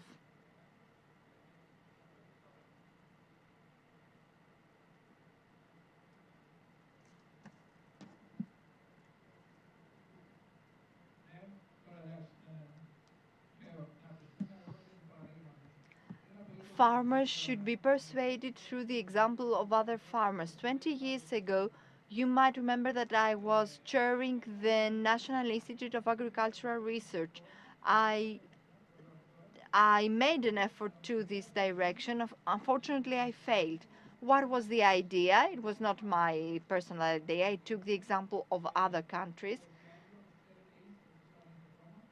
The institute had very big agricultural areas available, and they have also high-level researchers, and the issue is how we can combine these two resources. So in some Greek areas, on a pilot scheme, we thought about using the potential of young farmers in the area, provide them for free, actually, our areas, the areas held by the Institute, and then create some demo cultivations, let's say, in which farmers and researchers would cooperate. That would be an example for all other farmers. Unfortunately, back then, we didn't talk about digital transition 20 years ago, but there were other methods as well to reduce inputs, increase productivity, etc. Unfortunately, this effort failed. And why was that? Because we were faced with huge red tape. Because of the Greek state, nothing happened. I believe that now we've learned from our mistakes, from past mistakes, and finally it is high time we moved to this direction. This is why the new CAP provides so much money for training and advisory support of schemes that could persuade farmers and bring forward key opinion leaders. That's the right way to go, not a top-down approach. A bottom-up approach is needed, and you know that. Transformation happens only bottom-up and not top-down. This is what we could do in order to utilize in the best possible way the new CAP. The comment is off the microphone.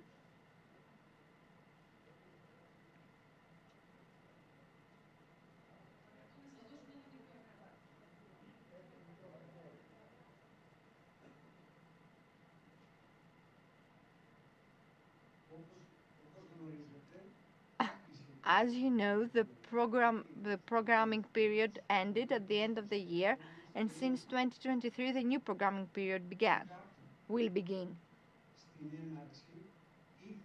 CAP at the beginning provided for advisory support to farmers 120 million.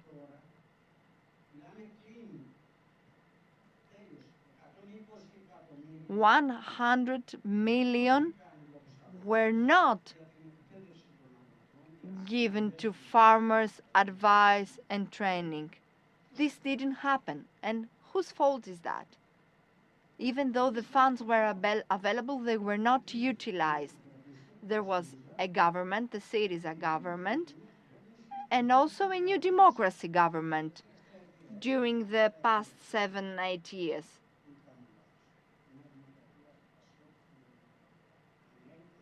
So a coalition government between New Democracy, PASOK, etc.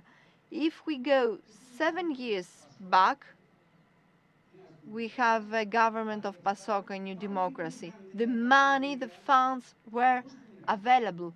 How were they allocated?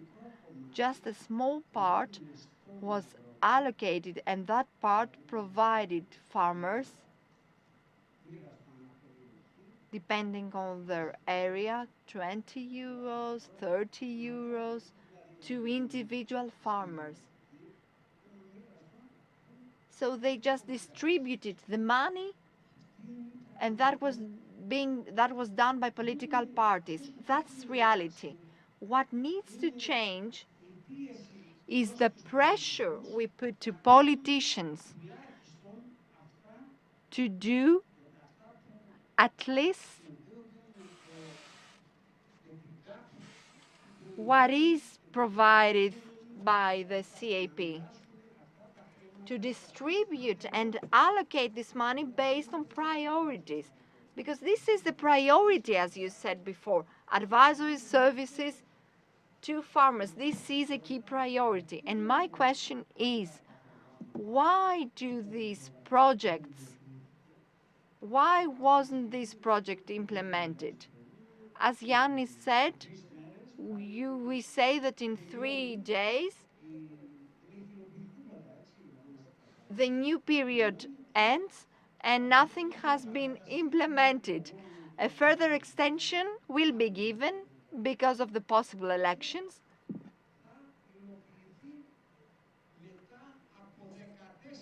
And 14 years later, a project of 100 million euros will be implemented, and at least half of it will be distributed through the CAP.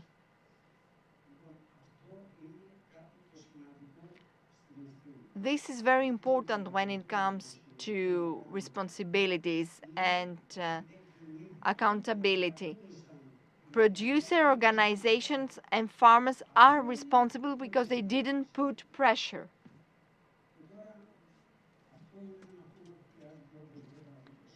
And we need to pay attention to that. Let's not repeat the same mistakes. And a final point, we talked about technology. So far, when it comes to technology, there was a major problem, a major issue. Farmers could not see the cost-benefit analysis of any technological investment. So their approach was mostly taking a risk without knowing the result. Okay.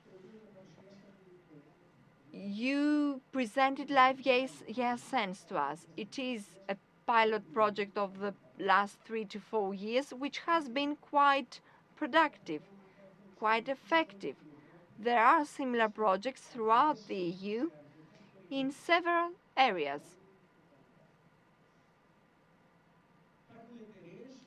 There are companies that have made such investments. In Piraeus, there is the Essence Hub, and at the same time, smart farming models in order to reduce fertilizers, the use of fertilizers, the use of water resources, for all the matters that you presented in your video as well. So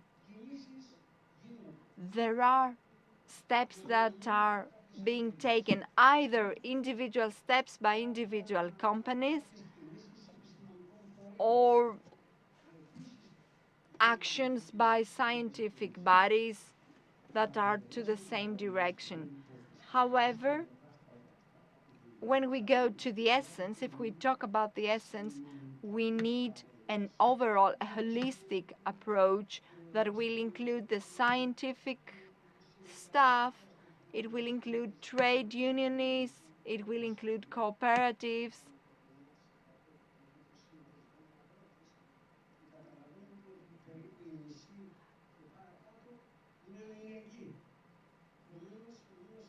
And mind here that there are not many farmers that actively participate in cooperatives. Anyway, everything is relevant. That's my point.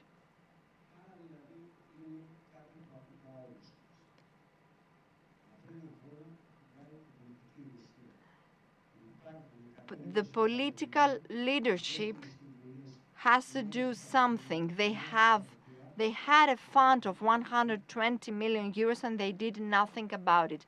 That fund was for advisory services and training, and they should all be held accountable for that. Can I answer? Thank you, Mr. Gargalakos, for your intervention. Yes, you did paint a picture that we are all very well aware of. And not only these past 7 years, in 2003, I can see that Mr. Maravillas agrees. In 2003, the CAP talked about the obligation to develop an agricultural advisory system. 20 years later, nothing has been done. Let me read a comment. Thank you for all the comments that you submit online.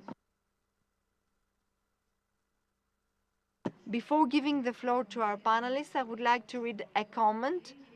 Ms. Papadopoulou Ekaterini from the region of Central Macedonia says that public agronomists were close to farmers until the beginning of the 90s, but they were not trained in order to offer new knowledge and technologies to farmers.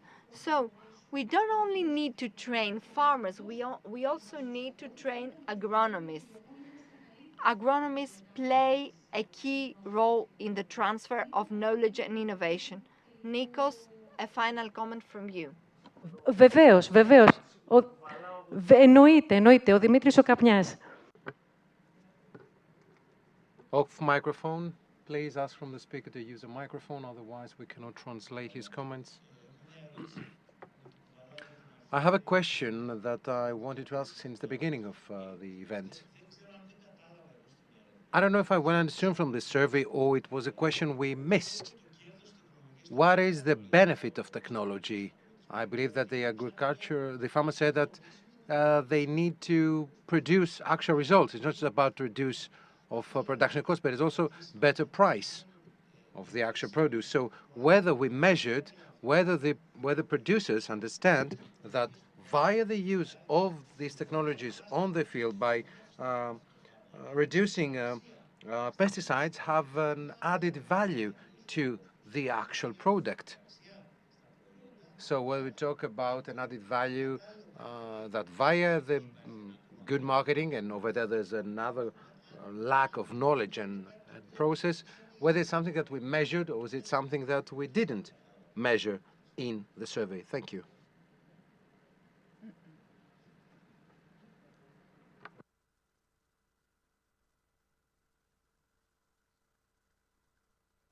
So we refer that to the qualitative part of the survey, and where we had some interviews with people who are technologically more advanced against others. Over there, we saw that thing, and these are the real ambassadors of change, like the producer from Aegina with the pistachio trees. They are the multipliers of knowledge, whereas in the quantitative part is difficult to depict this particular point. So that is why we had some such discussions during the focus groups and the personal interviews. Now, a final comment. Now, allow me to say that I see this survey and such initiatives as an important area of consultation. Now, whenever we talk about such issues from 2003 till today, it seems that policy tools remain inactive. So how many people participate in consultation, though it was an excellent initiative that was adopted and it was incorporated by our political system?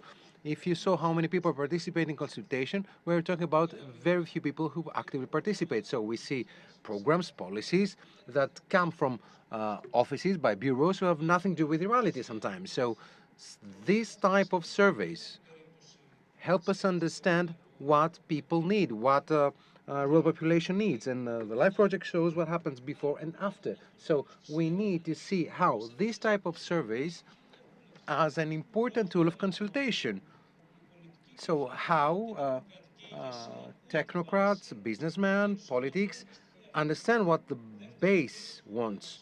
Second crucial aspect that comes from this survey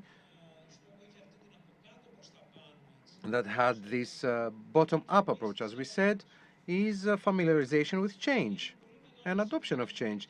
It is very important because we're talking about a population which, if it does not abide with this new reality, they will actually, let's say, suffer. So I need to say that we're talking about a really useful tool, a useful point for the production of new policies, not the production of policies at the ministerial offices via consultants, via advisors who will never visit a single field. So these are the people, these are the outcomes from the survey, and it needs to be taken seriously into consideration. Climate change, up to now, it was, and almost it is, a discussion that is being understood and discussed within closed doors by a certain elite.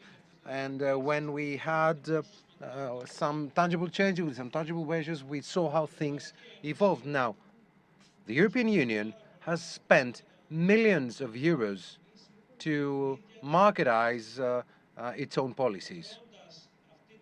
If we quantify how our first-year students understand this policy, and despite that they are born in the EU, very few of them, they do know which are the institutions of the EU.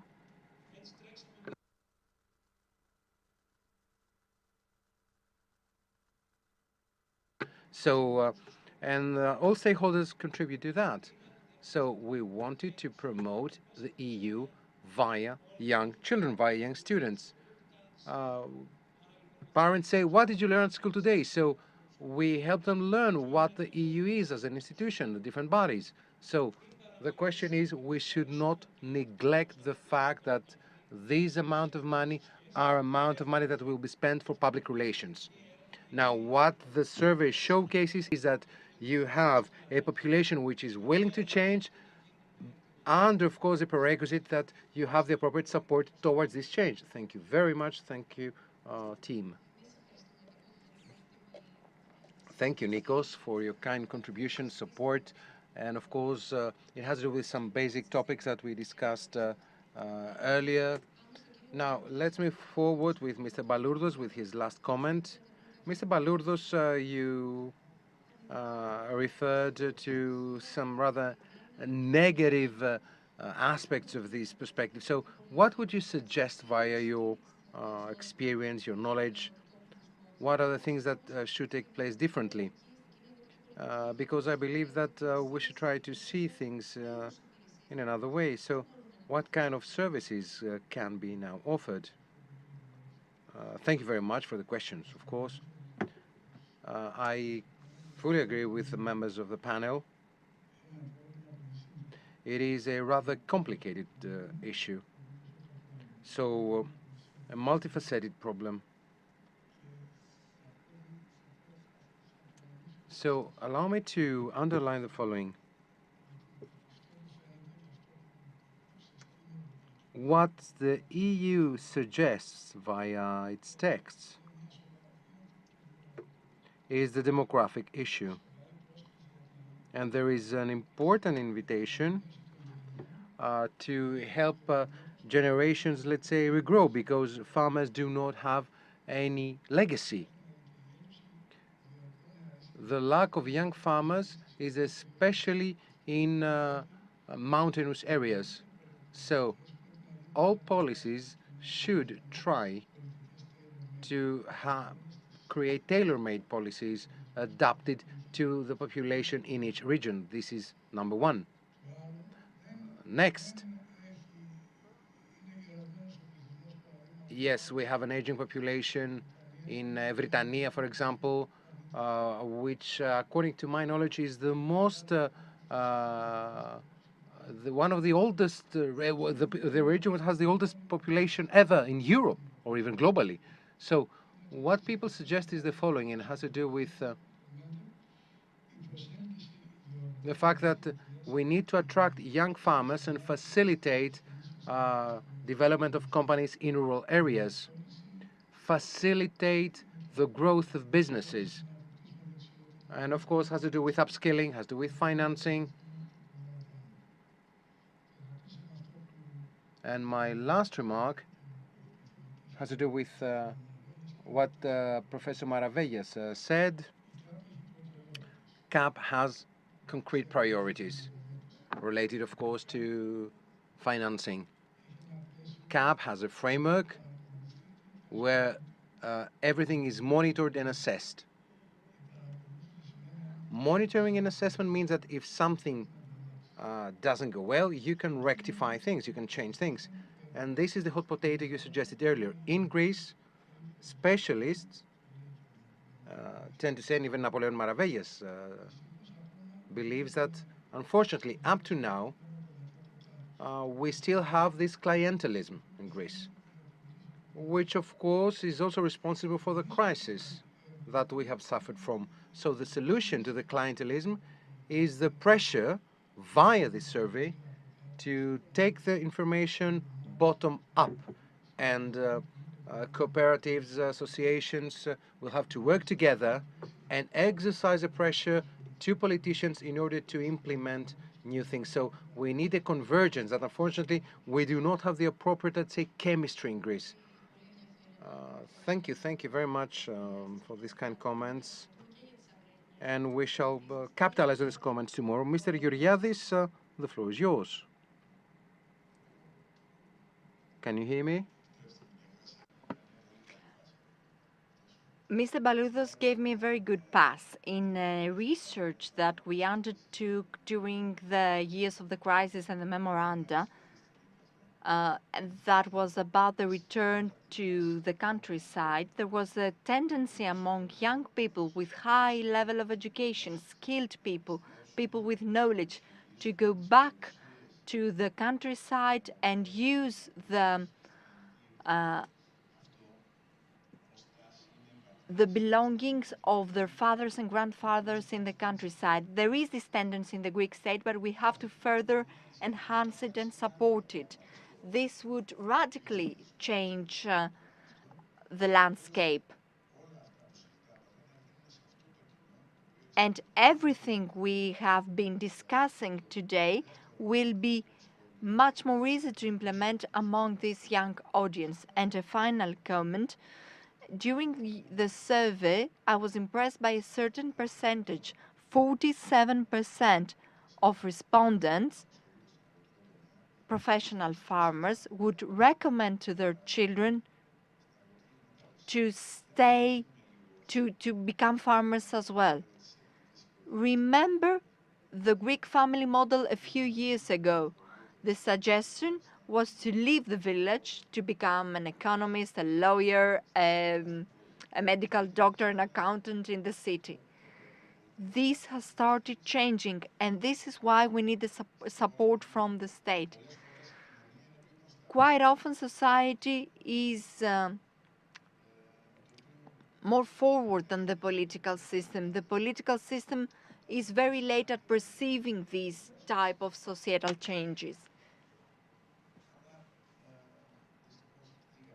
Unfortunately, very few things have been done in order to further boost this tendency. We live in a country which could be one of the top producers of good food in Europe, utilizing all these tools. But nobody promotes that, nobody supports that. Nobody prepares projects and programs to bring about a radical change in this sector. Thank you for your comments. Thank you for the cooperation. Yannis, the floor to you. Yannis Mavroudis. Indeed, we live in the best area in Europe, with its particularities, with its specificities that lead to fragmented fields. We don't have large fields, but we do have people with willingness to work in the fields, with zeal, people that want to produce quality products, and they have been doing that. So this ministry, the new agricultural policy, either it is the common agricultural policy or the national one, it should be well designed and implemented in the country. And the new CAP provides the opportunity to evaluate our political leaders as well, because the national strategic plan is prepared by the member state. It is the member state that sets the objectives for the country. So let's see how the developments will turn out. We are standing by the producers, by farmers, by producer organizations to provide them with tools, to provide them with knowledge where applicable, where it is possible, in order to allow them to implement and do their job. If the agricultural sector dies, we will die as well. Thank you. Thank you, Yannis. Before concluding, it's 7:30. This panel discussion has been very interesting. Now I would like to open the floor for comments. First of all, to Mr. Kokalis, MP at Larissa, at the Larissa constituency for Syriza. The floor to Mr. Kokalis. First of all, I would like to say that your conference is very interesting, and the survey, I believe it's the first similar survey, relevant survey. Congratulations to GAIA EPICHEIREIN, to the Aristotle University of Thessaloniki, and to Kappa Research. 2 comments. I have been Vice Minister for Agricultural Development some years ago in a conference that was not only relevant to agricultural development, meaning that it didn't include only farmers. A journalist asked, what are the problems for the primary sector? I asked this very big audience of 80 to 100 people. The journalist asked, who of you is a holder of a field? At least 80% of people in Greece have some kind of land in their possession, but just 5% of us are professional farmers. It's a job that everyone can do. But farmers cannot do the lawyer's job, cannot do the professor's job, or the journalist's job. This profession has not been accredited, it has not been acknowledged, recognized officially. In 2017, under the Katrougalos law, any pensioner would choose to receive a state support, a state aid, his pension would be reduced. That had a huge political cost. Somebody told me in a village, why do you cut down my pension? How old are you? I'm 78 years old, he replied. So I said, it's one of the 2 things.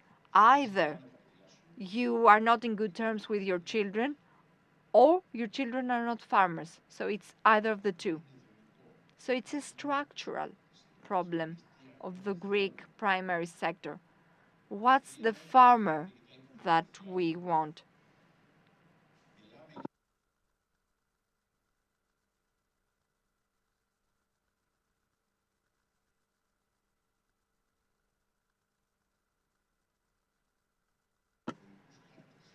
We don't have territorial maps. Because of climate change, we don't know whether The ground is fertile for cotton, for cherries. We don't have such type of maps. Thank you. Congratulations. Thank you for your most useful comments. And the final comment, as short as possible, to the gentleman.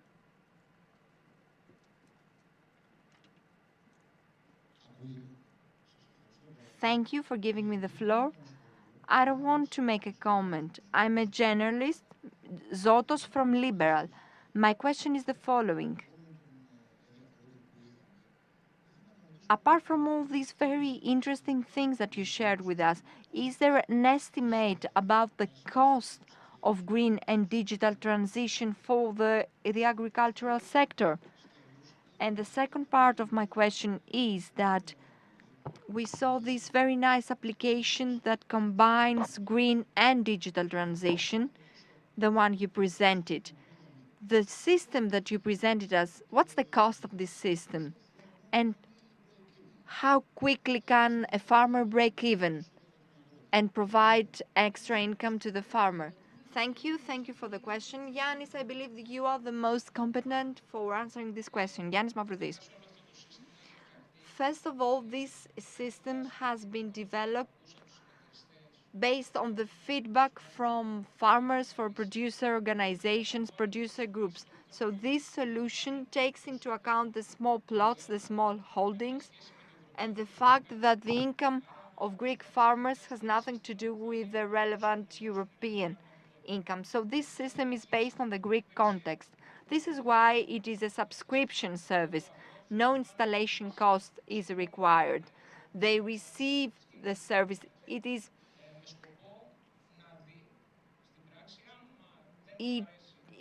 on a subscription basis, and if they don't like it, they just stop their subscription without incurring an investment cost. I'm not sure about the numbers. It is the largest, the biggest installed system in Europe as a smart farming system. Thank you. I believe we can now close the session. I kindly want to thank all speakers, participants for their presence, Nikos Panagiotou, Tassos Georgiadis, for the excellent work we did together. I believe we had an excellent discussion, which will be animated via the discussions we shall have tomorrow also. So we shall meet tomorrow morning at 9 a.m. with the 8th Panhellenic Conference, where we shall actually talk about the future CAP. So we shall meet tomorrow morning, and allow me also to refer to those ones who's asking from the platform that tomorrow morning the text of the survey and, of course, the results will be uploaded on the platform of the 8th Panhellenic Congress on the development of Greek agriculture, so you can read the document. Thank you very, very much. Bye-bye.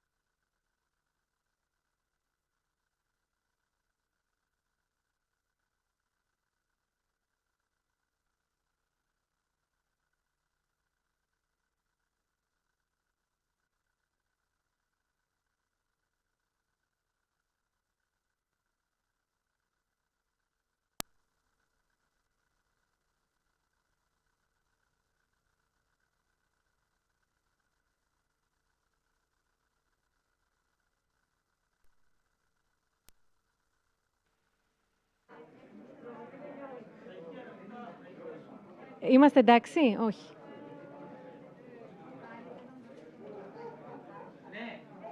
Οκ, όχι.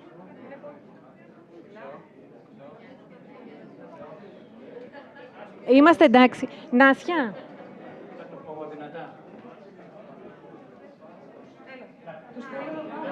Ναι, τους θέλω. Να πούμε κάτι πολύ σημαντικό που ξέχασα, το σημαντικότερο ίσως, ότι σας περιμένουμε ακριβώς για φαγητό και για ένα κρασί, στα σκαλιά επάνω.